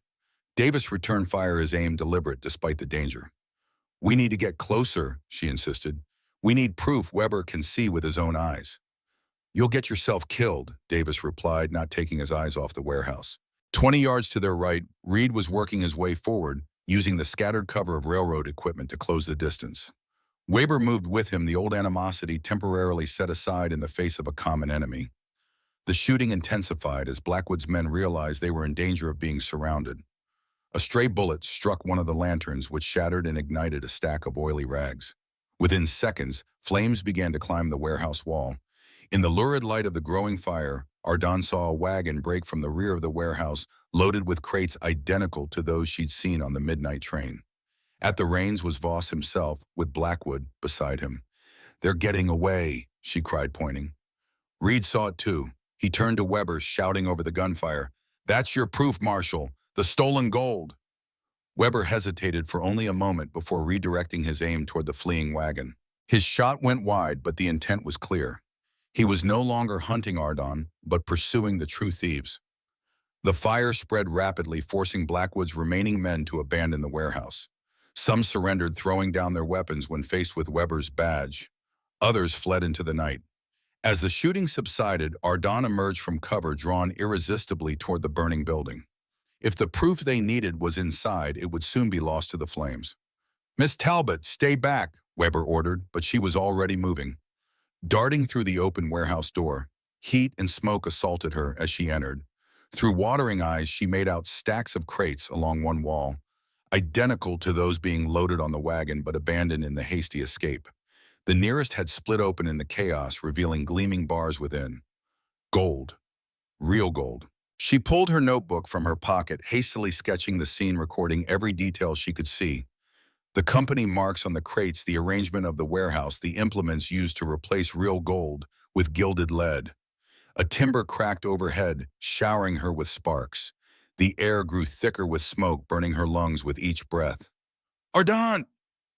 Reed's voice, frantic with fear, cut through the roar of the flames. "Get out now." She turned to see him in the doorway, silhouetted against the night sky, one arm raised against the heat. "The proof," she gasped, waving toward the crates. "It's all here." "It doesn't matter if you burn with it," he shouted, pushing forward to reach her. Another timber gave way, crashing down between them in a shower of embers. The flames climbed higher, cutting off the path to the door. Trapped, Ardon pressed herself against the far wall, desperate for air, as the smoke thickened. Through the haze, she saw Reed trying to reach her, Weber, holding him back from certain death. So this was how it ended. Not in Chicago's polite drawing rooms, not in Garnet Ridge's jail, but here, bearing witness to the truth even as it consumed her. Her vision began to darken at the edges. The last thing she saw was Reed breaking free from Weber's grasp, plunging into the inferno toward her, his face set in lines of terrible determination. Then blackness claimed her, and she knew no more. Consciousness returned to Ardon in painful fragments. The rasp of air in scorched lungs, the sting of burns on her hands and face, the acrid smell of smoke clinging to her hair and clothes. She blinked, trying to orient herself in unfamiliar surroundings. A small room gradually came into focus. Whitewashed walls, a narrow bed, a window through which gray dawn light filtered. Not heaven then, not jail either. The doctor's office in Garnet Ridge, she realized, recognizing the medicinal smells beneath the lingering smoke. Memory flooded back. The warehouse, the fire, Reed plunging through the flames toward her. She tried to sit up, panic tightening her chest. Easy now, came a gentle voice. You're safe. A woman moved to her bedside. Mrs. Peterson, the midwife who often assisted the town doctor. Her lined face was kind but concerned as she helped Ardon into a sitting position. Harlan, Ardon managed, her voice a painful rasp. Is he? Captain Reed is alive, Mrs. Peterson assured her, offering a glass of water. Badly burned on his arms and back, but the doctor says he'll recover. Relief washed through Ardon, so powerful it left her dizzy. Where is he? Bahom, next room. Marshal Weber had you both brought here after they pulled you from the fire. Mrs. Peterson's expression softened. The captain wouldn't leave until they found you. Nearly killed himself going back into that inferno. Arden sipped the water, each swallow painful but desperately needed. The others, Belle Davis, Winters, all safe as far as I know, though there's been shooting on the North Road. Mrs. Peterson lowered her voice. They say Voss and Blackwood tried to flee toward Cheyenne, but the marshal set up roadblocks. Did they catch them? The older woman shook her head. Not yet, but the whole territory's looking for them now. She patted Ardon's hand. You should rest. The doctor says your lungs need time to heal. I need to see Reed, Arden insisted, pushing aside the thin blanket. Please. Mrs. Peterson hesitated, then nodded. Just for a moment. He's been asking for you too. She helped Ardon to her feet, steadying her as they moved to the adjacent room. The effort left Ardon lightheaded, her legs trembling beneath her weight. But determination drove her forward, one painful step at a time. Reed lay on a narrow cot, his chest and arms wrapped in white bandages that stood stark against his sun-darkened skin. His eyes were closed, his breathing shallow but steady. Burns marked the side of his face where he'd turned into the flames angry red against his weathered features. Ardon's throat tightened at the sight. This man who'd been a stranger a week ago had nearly died for her, had carried her from a burning building at terrible cost to himself. Harlan, she said softly, sinking into the chair beside his bed.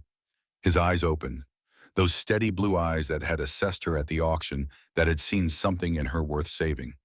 You're all right, he murmured, relief evident in his hoarse voice. Thanks to you, she replied, taking his least bandaged hand gently in hers. They told me what you did. He tried to shrug, winced at the movement. Couldn't leave you in there. You could have, she corrected. Most men would have. A ghost of a smile touched his cracked lips. I'm not most men. No, she agreed softly. You're not. They sat in silence for a moment, the shared ordeal, creating a bond deeper than words could express. Finally, Reed spoke again, his voice stronger. Weber saw everything. The gold, the marked crates, Voss and Blackwood fleeing. He paused, gathering strength. He's issued warrants for both of them. Durgan, too, for conspiracy. And Felix Crow, Reed's expression darkened, dead. He tried to ambush Weber's men at the North Crossroads. Didn't end well for him. Ardon absorbed this feeling, neither joy nor sorrow at the news of Crow's death. Just a grim sense that justice was being served one way or another. What about your notebook? Reed asked. Your evidence. She shook her head, remembering the feel of it in her pocket as the flames closed in. Lost in the fire, I think. Doesn't matter now, he assured her. Weber has witness statements from half the county, plus what was recovered from the warehouse before it collapsed. Blackwood's scheme is finished. Mrs. Peterson appeared in the doorway. That's enough for now, she said firmly. Both of you need rest. As Ardon reluctantly rose to leave, Reed tightened his grip on her hand. Orrin, he asked, sudden fear in his eyes. Safe, she assured him. Jacob would have kept him at the line shack away from all this. Relief smoothed some of the pain from his face. Tell him I'll be home soon. I will, she promised, squeezing his hand gently before releasing it. Back in her own room, Ardon sank onto the bed, exhaustion sweeping through her like a physical force. But despite her fatigue, her mind raced with questions still unanswered. Where were Voss and Blackwood now? Had the marshal secured all the evidence? What would happen to Cinder Creek and the other ranches in the valley, now that Blackwood's railroad scheme was exposed? And beneath these practical concerns lay a deeper question. What came next for her? The threat that had drawn her and Reed together was passing. Would their alliance dissolve with it, leaving her once again adrift in a world that had no place for her? Before she could pursue these thoughts further, the door opened to admit Marshal Weber. The lawman looked as though he hadn't slept, his uniform, smoke-stained, and creased his eye to red-rimmed but alert. "Miss Talbot," he said, removing his hat. "Good to see you awake." "Marshal," she acknowledged, straightening despite her body's protests. "I understand I have you to thank for getting us out of the fire." "Hardly," Weber replied with a dry chuckle. "Reed was carrying you out when my men reached the warehouse. All I did was stop him from going back in for your notebook." He shook his head, a reluctant admiration in his gaze. "Man's as stubborn as he was at Antietam, where saving lives was more important than following orders." Ardon couldn't resist adding. Weber's expression tightened momentarily, then relaxed. "Perhaps," he conceded. "In any case, it seems I owe him an apology, and you as well." Ardon raised an eyebrow, surprised by the admission. "I let Durgin and Blackwood manipulate me." Weber continued, his weathered face solemn. "Made me believe you were the thief that Reed was obstructing justice. I should have asked more questions." "Why didn't you?" The marshal sighed, taking a seat on the room's only chair. "Old grudges partly. Reed and I have history that colored my judgment, and Blackwood is influential in territorial politics. His railroad contracts are worth millions to Wyoming." He met her gaze directly. "But that's no excuse. I failed in my duty, and people nearly died because of it." Ardon studied him, sensing genuine remorse beneath his professional demeanor. "What happens now?" she asked. "Now I do my job properly," Weber replied. "We have roadblocks on every route to Cheyenne, telegrams to every marshal's office in 3 territories. Voss and Blackwood won't get far." He paused. "I found something you should see." From inside his coat, Weber withdrew a charred but recognizable object. Her notebook, its leather cover, scorched its pages, smoke-darkened, but largely intact. "Reed mentioned this was important," he said, handing it to her. "Said it contained your shorthand record of conversations between Voss, Blackwood, and Durgin." Ardon took it carefully, relief flooding through her as she thumbed through the pages. Her meticulous notes were still legible, the damning evidence preserved despite the fire. "It's all here," she confirmed. "Every word they said about the gold theft, the land grab, their plans to frame me." Weber nodded. "I'd like you to translate it, write it out in regular English. Make it official evidence." "Of course." "There's something else," the marshal added, his expression growing more troubled. "We found documents in Voss's office, correspondence with railroad officials in Chicago. A man named James Reynolds was mentioned several times." Ardon's heart stuttered at the name. "What about him?" "He appears to have been coordinating between Blackwood and certain financial interests in Chicago, providing information about potential obstacles." Weber watched her face carefully, "including detailed reports about a court stenographer who might be troublesome if she learned too much." The implications hit Ardon like a physical blow. "He set me up," she whispered, "from the beginning." "It would appear so," Weber agreed grimly. "The attack on your stagecoach wasn't random. Neither was your arrest in Garnet Ridge. They were trying to discredit you before you could connect Reynolds to Blackwood's operation." Ardon struggled to process this revelation.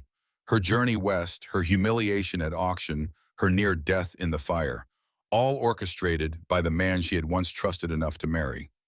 "Reynolds is in custody in Chicago," Weber added. "The federal prosecutor there is very interested in what you might have to say about his activities." A week ago, this news would have filled Ardon with vindictive satisfaction. Now it felt strangely hollow, as if James Reynolds belonged to another life, one she had already left behind. "I'll provide whatever statement is needed," she said quietly, "but my place is here now." Weber raised an eyebrow but didn't comment on her declaration. Instead, he rose to leave. "Rest now, Miss Talbot. I'll need your formal statement tomorrow once the doctor says you're strong enough." At the door he paused. "Reed's a good man," he said almost reluctantly. "Better than I gave him credit for. He's lucky to have found an ally as determined as you." After Weber had gone, Ardon leaned back against the pillows, the charred notebook clutched to her chest like a talisman. Through the window, she could see the main street of Garnet Ridge coming to life in the early morning light, the same street where she had been auctioned like property a week ago. How quickly life could change. How suddenly fate could turn from despair to hope, from isolation to belonging. If she recovered her strength in time, she might ride out to the line shack today, bring Orrin back to town to see his father. The boy deserved to know his pa was safe, that their home was secure. Their home. The phrase echoed in her mind with unexpected resonance. When had Cinder Creek become home to her? Perhaps it had been from the moment Reed had placed his coat around her shoulders and said those simple life-altering words, "My son is waiting for you." She closed her eyes, letting exhaustion finally claim her, the notebook safe beside her. Proof of truth preserved through fire, just as she herself had been. 3 days later, Ardon stood on the porch of the doctor's office, watching as Reed was helped into the wagon by Bell and Davis. His burns were healing, though he still moved with painful care, his arms and torso wrapped in clean bandages beneath his shirt. Orrin sat already in the wagon, his young face alight with the joy of having his father return to him. The boy had barely left Reed's side since Winters had brought him back from the line shack, dividing his time between helping with his father's care and updating him on every detail of his adventure in hiding. "Ready to go home?" Davis asked, helping Ardon up to the wagon seat. Home. There was that word again, spoken so casually yet carrying such weight. "Yes," she said simply, "more than ready." The ride to Cinder Creek was slow, Reed insisting on taking the reins despite his injured hands, as Orrin chattering excitedly about the horses he'd seen on the North Ridge that morning. Normalcy returning step by step, though nothing would ever be quite the same again. As they approached the ranch, Ardon was struck by how unchanged it looked. The weathered barn, the whitewashed house, the cottonwoods swaying along the creek bank. After all that had happened, it seemed impossible that this place could remain so untouched, so steadfast. Yet changes were evident too if one knew where to look. Armed men patrolled the boundary lines. Volunteers from neighboring ranches ensuring no last-minute retaliation from Voss's remaining allies. The territorial flag flew from a new pole by the corral, Weber's acknowledgement of Reed's service to Wyoming justice. And on the porch stood Jacob Winters, both arms raised in greeting. Both arms. Ardon blinked, certain her eyes were playing tricks. But as they drew closer, she saw it clearly. A mechanical prosthesis where Winters' empty sleeve had been the metal and leather contraption, allowing him a crude but functional replacement for his lost limb. "Jacob," Reed called as they pulled up to the house. "Where'd you get that arm?" Winters grinned. A rare enough sight to be startling. "Marshall's orders. Seems the territory's paying damages to those affected by Blackwood's scheme." He flexed the mechanical fingers. Figured this was more useful than one. "It suits you," Reed said, his voice warm with genuine pleasure for his old friend. As they settled Reed in the front room, Winters drew Ardon aside. "There's news," he said quietly. "Voss was captured this morning near the Colorado line. Blackwood's still missing, but they found his horse abandoned in the hills. Won't get far on foot." "Good," Ardon said, surprised by how little satisfaction she felt at the news. Voss and Blackwood seemed less important now than the healing taking place within these walls. Orrin appeared at her side, tugging her hand. "Come see what I found while you were gone," he insisted, pulling her toward the kitchen. On the table lay a small wooden box, its lid open to reveal a collection of treasures. A smooth stone from the creek, a hawk feather, an unusually shaped arrowhead, and nestled among them a tarnished silver ring. "It was Ma's," Orrin explained, lifting the ring carefully. "Pa gave it to her when they got married. I found it in the drawer where he keeps her things." Ardon felt a pang of something between grief and tenderness. "It's beautiful," she said gently. "Your mother must have treasured it." Orrin nodded solemnly. "Pa says he's been keeping it safe, waiting for the right time." He looked up at her, his young face suddenly serious. "I think that time is soon." Before Ardon could respond to this startling pronouncement, the boy was already moving on, showing her how he'd organized his other treasures, explaining where each had been found and what made it special. Children, she reflected, understood more than adults gave them credit for, yet moved through difficult truths with a directness adults had forgotten how to employ. Later that evening, after Orrin had been tucked into bed, Ardon joined Reed on the porch. The night was clear, stars scattered like silver across the velvet sky, the air carrying the scent of sage and creek water. Weber came by while you were with Oren, Reed said, his voice stronger than it had been in days. Voss has confessed, hoping for leniency, implicated Blackwood in everything from the gold theft to land fraud to 3 murders, including the old sheriff. Will they find Blackwood? Reed nodded. Eventually. A man like that stands out even in Wyoming. Besides, Weber's got half the territory looking for him now. They sat in comfortable silence for a while, the rhythmic creak of Reed's rocking chair keeping time with the chorus of night insects from the creek. I've been thinking, Reed said finally, about what comes next. Arden's heart quickened, uncertain whether to hope or fear what those words might herald. Oh, Oren needs regular schooling, not just lessons at the kitchen table. Other children in the valley too. Most are too far from town to attend the school there. What are you suggesting? She asked, though she suspected she knew. The old tack shed could be converted, make a proper schoolroom. He glanced at her, his expression carefully neutral. If we had a teacher. And where would you find such a teacher? Ardon asked, playing along with his circumspection. Reed's mouth quirked in a half smile. Thought we already had. Unless she's planning to go back to Chicago now that her name's been cleared. The question hung between them, unspoken but unmistakable. Was she staying now that the danger had passed, now that her reputation was restored? Would she choose Cinder Creek over the city she'd left behind? Chicago has nothing for me now, she said softly. It never really did. Relief relaxed some of the tension in Reed's shoulders. So you'll stay, teach the children. I'll stay, she confirmed, though I think we should hire a proper teacher eventually. My skills are better suited to other work. Such as starting a newspaper. She said, the idea taking shape as she spoke it. Garnet Ridge needs one especially now. A record of truth for the territory to ensure men like Blackwood can't operate in shadows anymore.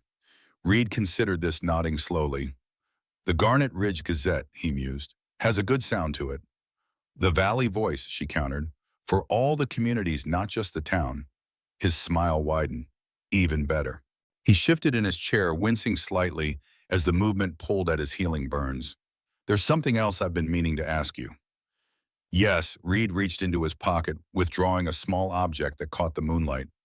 The silver ring from Oren's treasure box, now polished to a soft gleam. Katie wore this for 10 years, he said quietly. Said it reminded her of promises kept even when keeping them wasn't easy. He held the ring between them, his expression more vulnerable than Ardon had ever seen it. I'm not a man for fancy words or grand gestures, but I know what matters to me, what I want to build and protect. Ardon's breath caught in her throat, her heart suddenly too large for her chest. I'm asking if you'll stay, Reed continued. Not just as a teacher or a newspaper woman, but as my wife, as Oren's mother, as the heart of this place. The simplicity of it, the direct, unadorned honesty, moved her more than any elaborate proposal could have.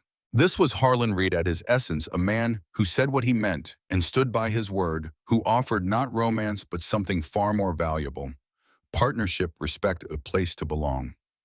Yes, she said, the single syllable carrying all she couldn't yet express. Yes, I'll stay. Reed slipped the ring onto her finger. Katie's ring, now hers, a circle of continuity and renewal. His hand still bandaged but healing, closed gently around hers. From inside the house came the soft sound of Oren's voice, not quite as asleep as he was supposed to be.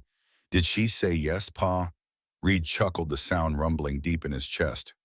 She did, son. Now go back to sleep. A whoop of joy quickly muffled, then the patter of bare feet retreating to bed. Ardon laughed softly. He knew all along, didn't he? He suggested it, Reed admitted. Said it was high time I asked you proper before someone else did. Smart boy, she murmured. Like his mother, Reed said, and they both knew he meant both women who had shaped Oren's life. The one who had given him birth and the one who would help him grow. Above them, the stars wheeled in their ancient patterns, bearing silent witness to promises made and kept. Beyond the porch, Wyoming slept, a territory still rough-edged and unfinished. Still writing its own story of justice and opportunity, failure and redemption. And here in this small corner of that vast landscape, two people who had found each other against all odds looked toward a future neither could have imagined a week ago. A future built not on grand passions or easy comforts, but on the steady foundation of choice, freely made of trust, hard-won of belonging, honestly earned. Not a fairy tale ending, but something better, a true beginning. So, the next morning before the household stirred, Ardon slipped out to the ridge overlooking the ranch. The eastern sky was just beginning to lighten, the stars fading as dawn approached. In the valley below Cinder Creek lay peaceful smoke rising from the chimney where Winters had already stoked the morning fire. From her pocket, she withdrew a letter that had arrived with Marshal Weber's last visit, a formal communication from the federal prosecutor in Chicago requesting her testimony against James Reynolds and his railroad conspirators. The prosecutor offered to arrange her transportation back to Illinois, assuming she would want to see justice done in person. A week ago, even 3 days ago, she might have accepted, eagerly driven by the need to confront the man who had betrayed her, to see him face the consequences of his actions. Now standing on Wyoming soil with Katie Reed's ring on her finger, the letter seemed like a message from another life, important but no longer defining. James Reynolds had shaped her past, but he would not determine her future.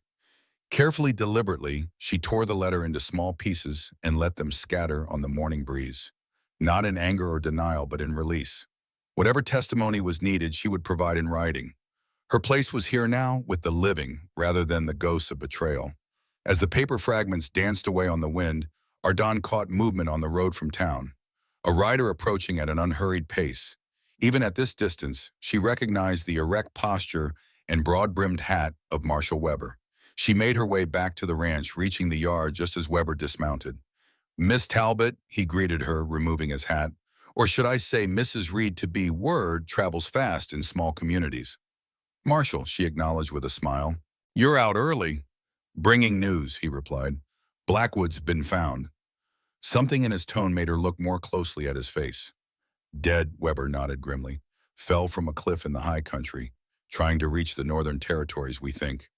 He sighed, a complicated mix of emotions crossing his weathered features. "Not the justice I wanted for him, but justice nonetheless. And Voss, on his way to Cheyenne under heavy guard, he'll stand trial for fraud, theft, and conspiracy to commit murder." Weber's expression softened slightly. "Your written statement was most helpful. Clear, detailed, the kind of evidence prosecutors pray for." "Years of court practice," Ardon said with a shrug. "More than that," Weber countered. "A commitment to truth regardless of personal cost." He glanced toward the house where Reed had appeared on the porch, Orrin at his side. "You found a good home here." "I have," she agreed simply. Weber hesitated, then added, "I've been offered a position in Washington, oversight of territorial justice operations. After this failure of judgment, I wasn't sure I should accept. And now I think perhaps I shouldn't," he said thoughtfully, "to ensure other marshals don't make the same mistakes I did, allowing influence and old grudges to cloud their judgment." From the porch, Reed called a greeting, his voice carrying easily in the clear morning air. "Marshal, join us for breakfast before you ride back." Weber looked surprised at the invitation given their history. "Generous of him," he murmured. "That's Harlan," Ardon said with a smile. "He doesn't hold grudges, not when there's work to be done and fences to mend." As they walked toward the house, Weber asked quietly, "Will you be starting that newspaper?" Ardon looked at him sharply. "How did you know about that?" The marshal smiled. "I make it my business to know things. Territory could use more honest reporting, especially with statehood on the horizon." "That's my plan," she confirmed, "once things settle here." "I look forward to reading it," Weber said. "The voice of a new Wyoming, one built on truth rather than opportunity alone." On the porch, Reed waited with Orrin bouncing excitedly beside him, Winters standing stolidly at his other shoulder. The morning sun caught the silver ring on Ardon's finger as she mounted the steps, the small circle of metal flashing like a promise. Not just a home, she realized, but a mission. Not just belonging, but becoming. The woman who had been auctioned with no clothes, no possessions, no defenders, had found not only shelter, but purpose. And in finding it, she had helped save the very place that saved her. Summer gave way to autumn in the Wyoming Territory, the cottonwoods along Cinder Creek turning to gold as September yielded to October. The first frost silvered the grass in the mornings, and the distant peaks wore fresh mantles of snow that crept lower with each passing week. At Cinder Creek Ranch, life had found a new rhythm. Not the tentative patterns of strangers coexisting, but the deeper, more resonant cadence of family. Ardon stood in what had once been the old tack shed, now transformed into a proper schoolroom. The pungent smells of leather and oil had been replaced by the clean scents of pine and chalk. Windows had been cut into the sturdy walls, desks, fashioned from reclaimed lumber, a blackboard mounted where harnesses had once hung. Outside, Reed and Bell were putting the finishing touches on a simple belfry erected beside the schoolhouse door. The iron bell had been Josiah Bell's gift, cast from a Confederate cannon captured at Antietam and carried west by one of the veterans who'd settled in the valley. A voice of learning, Bell had said, when he presented it, made from the metal of war. Arden ran her hand over the smooth surface of the teacher's desk. Reed's handiwork, crafted during the long evenings of his recovery. His burns had healed remarkably well, though he still carried scars on his arms and back, hidden beneath his shirts, but evident in the occasional stiffness of his movements. "Will it do?" Reed asked from the doorway, wiping sweat from his brow despite the autumn chill. "It's perfect," she assured him, taking in the simple functional beauty of the space. "The children will love it." 6 families had committed to sending their children to the new school. Ranchers and farmers from across the valley, too far from Garnet Ridge for daily attendance at the town school. 12 students in all, ranging from Orrin's age to teenagers who'd had little formal education beyond what their parents could provide. "Belle thinks we can have the bell mounted by sundown," Reed said, coming to stand beside her. "Ready for the first day tomorrow." "Hard to believe it's really happening," Ardon murmured. Reed's hand found hers, his touch still carrying that hint of wonder, as if he too marveled at how their lives had intertwined. "Lots happened in 2 months," he agreed. Indeed it had. Voss's trial in Cheyenne had dominated territorial news through most of September, his testimony exposing a web of corruption that stretched from Wyoming to Chicago and beyond. James Reynolds had been convicted of fraud and conspiracy, his sentence pending. The Rock Valley Mining Company had recovered most of its stolen gold, and reparations had been ordered for the landowners harmed by Blackwood's scheme. Closer to home, Durgan had been replaced as sheriff by a former Texas Ranger who'd homesteaded south of town. A quiet, methodical man with no patience for corruption. Marshall Weber had taken the position in Washington, but not before recommending Reed for an appointment to the Territorial Justice Commission, a role Reed had accepted with reluctant pride. And most personally, preparations for their wedding had proceeded with the practical efficiency that characterized everything at Cinder Creek. They would be married on Sunday after the school's official opening, a simple ceremony at the ranch with neighbors and friends bearing witness. "Nervous?" Reed asked, a smile crinkling the corners of his eyes. "About the school or the wedding?" she countered. "Either. Both." Arden considered the question honestly. "Not nervous," she decided. "Ready." His smile deepened, the expression still rare enough to be treasured. "That's what Katie used to say. Not nervous, Harlan, ready. Before Orrin was born, before we came west. Always ready to face whatever came next."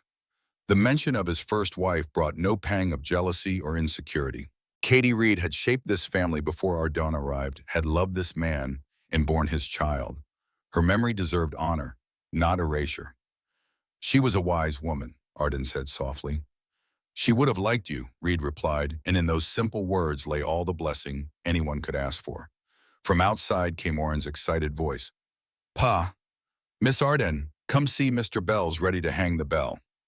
They emerged into the crisp autumn air to find a small crowd gathered. Word of the bell raising had spread, and families from across the valley had come to witness this symbolic moment, the establishment of education in their remote community. Bell stood atop a ladder, his massive arms carefully guiding the iron bell into position on its newly built frame. Winters worked below, securing the mounting with precise movements of his mechanical arm. The gathered children watched with wide-eyed fascination, not just at the bell, but at Winter's prosthesis, which had become something of a marvel among the young ones. As the bell settled into place, with a solid thunk, a cheer went up from the assembled families. Bell descended the ladder, his normally stoic face bright with satisfaction. "Who'll ring it first?" someone called. All eyes turned to Ardon and Reed standing together at the schoolhouse door. "Should be the teacher," Reed said, nodding to Ardon. "And the founder," she countered, taking his hand. "Together." A murmur of approval rippled through the crowd as they approached the bell. A rope had been attached to its clapper, hanging down within easy reach. Reed took hold of it first, then Ardon placed her hands beside his. "For the future," Reed said quietly. "For the children," Ardon added. Together they pulled, and the bell's clear voice rang out across the valley for the first time. A sound of civilization and progress, of knowledge and opportunity, carrying across the sage and cottonwoods to bounce back from the distant hills. The children cheered, their excitement infectious. Parents smiled, neighbors clapped each other on the back, and for a moment the challenges of frontier life receded before this tangible symbol of community and hope. As the bell's resonance faded, Davis approached with a folded newspaper in hand, the latest edition of the Cheyenne Tribune. "Thought you'd want to see this," he said, opening to an inside page. "Just came in on the afternoon train." The headline caught Ardon's eye immediately. "Territory approves new railroad route, Transwestern line to bypass Garnet Ridge Valley. Governor cites community preservation. Indecision." She scanned the article quickly, her heart lightening with each paragraph. The territorial government, under pressure following the Blackwood scandal, had approved an alternate route for the Northern Railroad, one that would curve around the fertile valley rather than cutting through it. The decision would add 17 miles to the journey, but would preserve the ranches and farms that had nearly been sacrificed to Blackwood's greed. "It's official," she breathed, showing the paper to Reed. "The valley is safe." He read it carefully, his expression thoughtful. "Not just Blackwood's replacement having a change of heart," he noted, pointing to a quote from the governor. "Weber's influence at work. He's making good on his promise to set things right." The news spread quickly through the gathered families, adding to the day's sense of celebration. Someone produced a fiddle, another a harmonica, and soon music joined the autumn air. Children danced in the schoolyard, adults shared handshakes and embraces, and the sense of community that had begun in crisis deepened in joy. As the impromptu festivities continued, Ardon found herself drawn away from the crowd, seeking a moment's quiet to absorb all that had happened. She walked to the ridge overlooking the ranch, the same spot where she had stood 2 months ago, and released the fragments of her past to the Wyoming wind. From this vantage point, she could see not only Cinder Creek, but much of the valley beyond. The patchwork of small ranches and farms, the silver thread of the creek winding through golden cottonwoods, the distant steeple of Garnet Ridge's church. All of it saved, all of it continuing. She heard footsteps behind her and turned to find Sam Davis approaching, his lean frame silhouetted against the late afternoon sky. "Quite a day," he remarked, coming to stand beside her. "Quite a season," she amended. Davis nodded, his gaze sweeping the valley as hers had done. "Got the first edition ready?" he asked after a moment. Ardeen smiled. The Valley Voice, her newspaper, would debut next week. A modest 4-page publication with news from across the region, printed on the small press she and Davis had salvaged from a defunct paper in Laramie. "Ready enough," she answered. "Lead story on the railroad decision, editorial on the importance of education in the territory, reports from the ranches on winter preparations." "And a wedding announcement," Davis suggested with a knowing smile. "On page 3, she confirmed, small and dignified." Davis chuckled. "Nothing about this valley has been small or dignified since you arrived, Miss Talbot."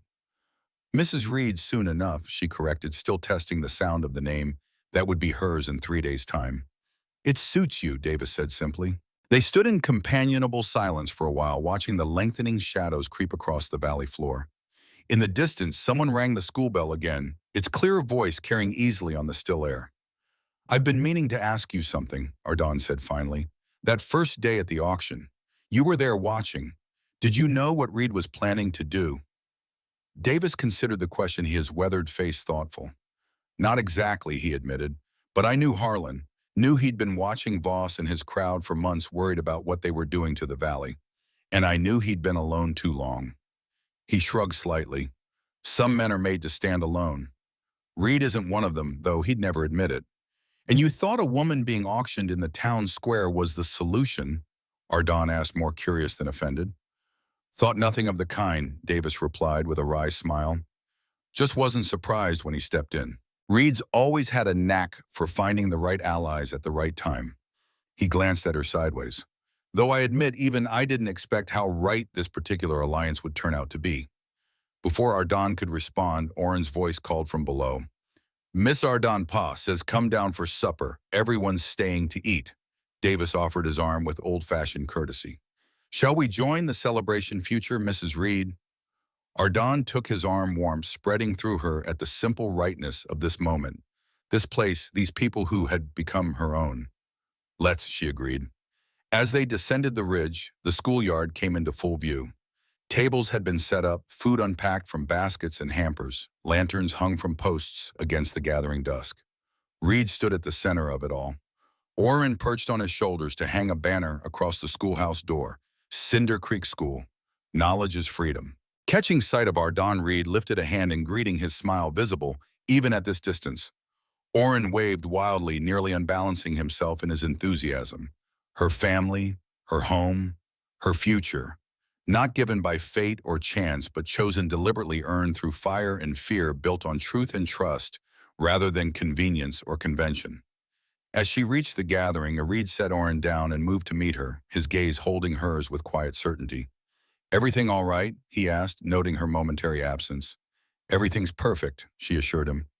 He studied her face for a moment, then nodded, satisfied by whatever he saw there. "Belle wants to know if we should ring the bell again before supper. Make it official." "Absolutely," she agreed. "Let's wake the whole valley." This time, as they approached the belfry, Orrin joined them, his small hand reaching up to grasp the rope alongside theirs. "On three," Reed said, his voice rich with barely contained emotion. "1, 2, 3. They pulled together, and the bell's voice soared out over the valley once more. Clearer, stronger, more purposeful than before. A declaration and a promise, a marking of territory not through violence or exclusion, but through shared commitment to something larger than any individual claim. As the sound reverberated across the open country, Ardon felt it resonating within her as well. A perfect crystalline moment of belonging that no auction block, no fire, no betrayal could ever diminish. This, she thought, was true freedom. Not the absence of bonds, but the presence of the right ones. The Sunday morning of Ardon and Reed's wedding dawned clear and cold. The first real hint of winter carried on a north wind that set the cottonwoods rattling their few remaining leaves. Inside the ranch house, preparations had been underway since before first light. Floors swept, furniture arranged to accommodate the guests. Katie Reed's best tablecloth spread over the dining table that would serve as both altar and feast table. In what would soon be her bedroom, Ardon stood before a small mirror, studying her reflection with a critical eye. The dress was simple, blue wool, well made but not ostentatious, ordered from a dressmaker in Cheyenne. Her hair was arranged in a practical knot at the nape of her neck, adorned only with a sprig of late-blooming sagebrush flowers. A knock at the door announced Mrs. Peterson, who had come early to help with preparations. The older woman entered, carrying something draped over her arm. "Almost ready, dear?" she asked, smiling approval at Ardon's appearance. "Almost," Ardon confirmed, smoothing the dress one last time. "Just missing something borrowed, I think." "As it happens," Mrs. Peterson said, holding out what she carried, "I thought of that." The something was a shawl, fine lace yellowed slightly with age but still beautiful. Its delicate pattern speaking of skilled hands and hours of patient work. "It was my mother's," Mrs. Peterson explained. "She wore it at her wedding in Boston 60 years ago, before coming west with my father. I wore it at mine. Seems fitting it should journey to another wedding." Touched by the gesture, Ardon allowed Mrs. Peterson to drape the shawl around her shoulders, the light weight of history settling alongside it. "It's beautiful," she said sincerely. "Thank you." "Every bride should carry a bit of the past with her," the older woman said, adjusting the folds with practiced hands. "Reminds us that we're part of something larger than just one day or one promise." Arden thought of Katie Reed, whose ring she wore, whose son she would help raise, whose memory would always have a place in the home they would share. "Yes," she agreed softly, "we are." From outside came the sound of wagons arriving, voices calling greetings, children laughing. The guests were gathering, neighbors from across the valley, shopkeepers from town, the veterans of Antietam who had stood with Reed against Blackwood and his men. Mrs. Peterson peeked out the window. "Quite a turnout," she reported. "Even the new sheriff's here. And is that Marshal Weber?" Ardon joined her at the window, surprised to see the familiar figure of Thomas Weber, dismounting from a handsome bay horse. He'd sent a telegram conveying his regrets at being unable to attend duties in Washington, keeping him fully occupied. "He came after all," she said, pleased, despite the complicated history between Weber and Reed. "Some fences are worth mending," Mrs. Peterson observed. Speaking of which, I believe your groom is looking for you. Reed stood in the yard greeting guests with Orrin at his side. Both were dressed in their Sunday best, though Reed had stubbornly refused a tie, compromising with a neatly pressed collar. Even at this distance, Ardon could see the occasional glance he cast toward the house, anticipation evident in his restless movements. "Time to go down," Ardon asked, suddenly eager to begin this next chapter. Mrs. Peterson nodded approvingly. Time indeed. The ceremony itself was brief and unadorned, befitting the practical nature of both bride and groom. The Reverend Hayes from Garnet Ridge officiated, his words simple but heartfelt as he spoke of partnerships forged in challenge of love, demonstrated through actions rather than mere sentiment, of families built on choice rather than obligation. Reed's vows were straightforward, spoken in the clear, steady voice that had commanded men in battle and guided a child through grief. "I take you as my wife to stand beside through whatever comes, to build with, to trust in, to protect and be protected by. What's mine is yours. This land, this home, my name, my word." Ardon's response matched his directness, her voice carrying easily to the assembled guests. "I take you as my husband freely and with open eyes, to stand beside through whatever comes, to build with, to trust in, to speak truth to, and hear truth from. What's mine is yours. My skills, my strength, my loyalty, my future." When Hayes pronounced them husband and wife, the gathered community erupted in cheers and applause. Bell rang the school bell in celebration, its voice carrying across the valley like a proclamation. Orrin danced around them, his joy too large to be contained in stillness. The celebration that followed flowed with the easy camaraderie of frontier hospitality. Food spread on long tables, music from fiddles and harmonicas, children playing tag between the legs of conversing adults. As the new Mrs. Reed moved among her guests, accepting congratulations and well wishes, she was struck by how quickly this community had become hers, how completely she had been woven into its fabric. In a quiet moment, she found herself approached by Marshal Weber, his official bearing softened by the informality of the occasion. "Mrs. Reed," he greeted, her genuine warmth in his voice. "You've accomplished quite a transformation here." "The valley was already special," she demurred. "It just needed defending." Weber's gaze traveled to where Reed stood in conversation with Bell and several other veterans, Orrin perched on his shoulders to see over the crowd. "He's a lucky man," the marshal observed, "though I suspect he knows it." "We both are," Ardon corrected gently. "Lucky, I mean." Weber nodded, accepting the amendment. "I brought something for you," he said, reaching into his coat. "A wedding gift of sorts, though perhaps an unusual one."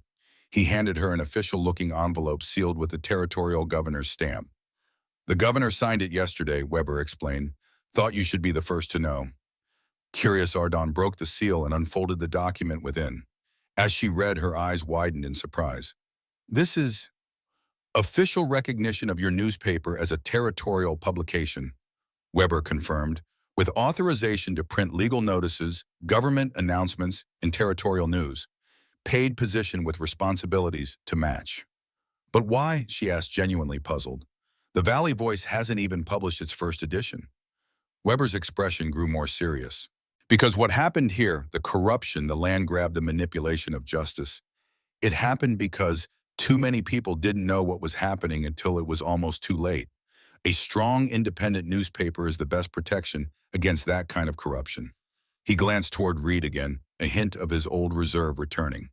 "Your husband and I don't always see eye to eye on methods, Mrs. Reed, but we agree on the importance of truth plainly spoken. The territory needs voices like yours, unafraid, uncorrupted, unwilling to look away from uncomfortable facts." Ardon studied the document again, understanding the responsibility it represented. "Thank you," she said sincerely. "I'll do my best to merit this trust." "I know you will," Weber replied simply. With a slight bow, he moved away to join another conversation, leaving Ardon to absorb the unexpected honor. She was still contemplating the document when Reed found her slipping an arm around her waist, with the comfortable familiarity of a man who had earned the right to such gestures. "Weber giving you trouble?" he asked, only half joking. She showed him the official appointment. "Quite the opposite." Reed read it quickly, his eyebrows rising in surprise. "Territorial correspondent," he said, impressed. "That's no small thing." "Does it bother you?" she asked carefully. "Having a wife with such a public role, Reed's expression softened into one of his rare smiles. Ardon, he said, using her given name with a tenderness that still caught her by surprise. I didn't marry you because you were like other women. I married you because you weren't. From across the yard, Oren's voice called out, Pa, Miss Arden, I mean Ma. Come quick. Mr. Bell says it's time for the surprise. They exchanged a glance, mutual curiosity in their eyes. What surprise? Arden asked. Not mine, Reed assured her. Let's find out. They followed Oren to the schoolhouse where Bell stood waiting with several other men. Behind them, covered by a large canvas tarp, stood something bulky and rectangular. Wedding gift from the valley, Bell announced as the guests gathered around. Seemed fitting given your plans. With a flourish, he pulled away the tarp to reveal a printing press. Not the small second-hand model Ardon and Davis had salvaged, but a newer, larger machine capable of printing a full-size newspaper page. From all of us, Davis explained, stepping forward. Every family contributed. Figure if we're going to have a voice, it ought to be loud and clear. Ardon was momentarily speechless, overwhelmed by the generosity of the gesture. These were not wealthy people, ranchers and farmers who measured prosperity in good harvests and healthy livestock, not cash or luxuries. Yet they had pooled their resources to provide this essential tool for the community's voice. I don't know what to say, she managed finally. Say you'll use it well, Bell rumbled. Say you'll print the truth no matter whose boots it muddies. I will, she promised, her voice firm with conviction. Every week come hell or high water. A cheer went up from the assembled guests, and someone, Davis, she thought, called for a toast. Glasses were raised, voices joined in good wishes, and the celebration continued with renewed vigor. As the afternoon waned toward evening, Reed found Ardon sitting on the porch steps, taking a moment's respite from the festivities. He settled beside her, his shoulder a warm pressure against hers. Happy? He asked simply. She considered the question, looking out over the ranch. Their ranch now in name as well as fact. The schoolhouse with its bell. The new press waiting to give voice to truth. The people who had become not just neighbors, but friends, allies, family. Yes, she said, the single syllable containing worlds of meaning. More than I knew was possible. Reed's hand found hers, work-roughened fingers intertwining with hers. Katie used to say happiness wasn't something you found, it was something you built, log by log, day by day. She was right, Ardane agreed softly. From the yard came the sound of Bell's deep voice calling everyone to attention. Time for one more tradition, he announced. School bell at sunset, yeah, ringing the new family proper. Reed stood, drawing Ardane up with him. Shall we? He asked, offering his arm. Together they walked to the belfry where Oren waited eagerly, his small face alight with the significance of the moment. The gathered community formed a circle around them, faces warm with goodwill in the golden light of the setting sun. Bell handed the rope to Reed first, then to Ardon, and finally to Oren, whose small hands grasped it below theirs. For family, Reed said quietly. For truth, Ardane added. For home, Oren finished, his young voice clear and confident. Together they pulled, and the bell's voice rang out once more across the valley, strong and true and full of promise, carrying to the distant hills and echoing back as if the land itself answered their declaration. In that moment, as the sound washed over them, Ardon knew with bone-deep certainty that she had found her place at last. Not as a possession to be auctioned, not as a victim to be rescued, but as a builder of something that would outlast all of them. A community founded on truth, a family bound by choice, a future limited only by their courage to imagine it. The bell's resonance faded slowly, leaving behind a silence rich with possibility. In the deepening twilight, lanterns were lit, casting warm pools of light across the yard. Music started up again, slower now, meant for couples rather than general dancing. Reed extended his hand. Mrs. Reed, he said formally, though his eyes held a hint of mischief. May I have this dance? Ardon placed her hand in his, feeling the strength and gentleness of his grip, the same hands that had placed a coat around her shoulders at the auction, that had carried her from a burning building, that had built a schoolhouse and a printing press and a home. You may, Mr. Reed, she replied, matching his formality with a smile, today and all the days to come. As they moved together in the lantern light, surrounded by the community, they had helped save Ardon, thought of all the twists of fate that had brought her to this moment. The betrayal in Chicago, the journey west, the auction where she had stood with nothing but her name and her dignity. No clothes, no possessions, no defenders. Until a man had looked at her and seen not what she lacked, but what she might become. Until he had spoken 7 simple words that changed everything. My son is waiting for you. And he had been. They all had been. This place, these people, this purpose, waiting for her to find them, to choose them to become part of their story, even as they became part of hers. The bell hung silent now, above the schoolhouse, its work for the day complete. But its voice would ring again tomorrow, and all the tomorrows after, calling children to learning, marking the hours of community life, bearing witness to the enduring power of truth, spoken in love. A bell forged from the metal of war, now proclaiming peace. A woman once stripped of everything, now clothed in purpose and belonging. A family built not from obligation, but from choice, freely made and renewed each day. As the stars emerged in the Wyoming sky, Ardan Reed danced with her husband in the circle of lantern light, surrounded by the community that had become her own. Whatever challenges tomorrow might bring, and the frontier never lacked for those, they would face them together with clear eyes and steady hearts. For now, in this moment, that was more than enough. It was everything.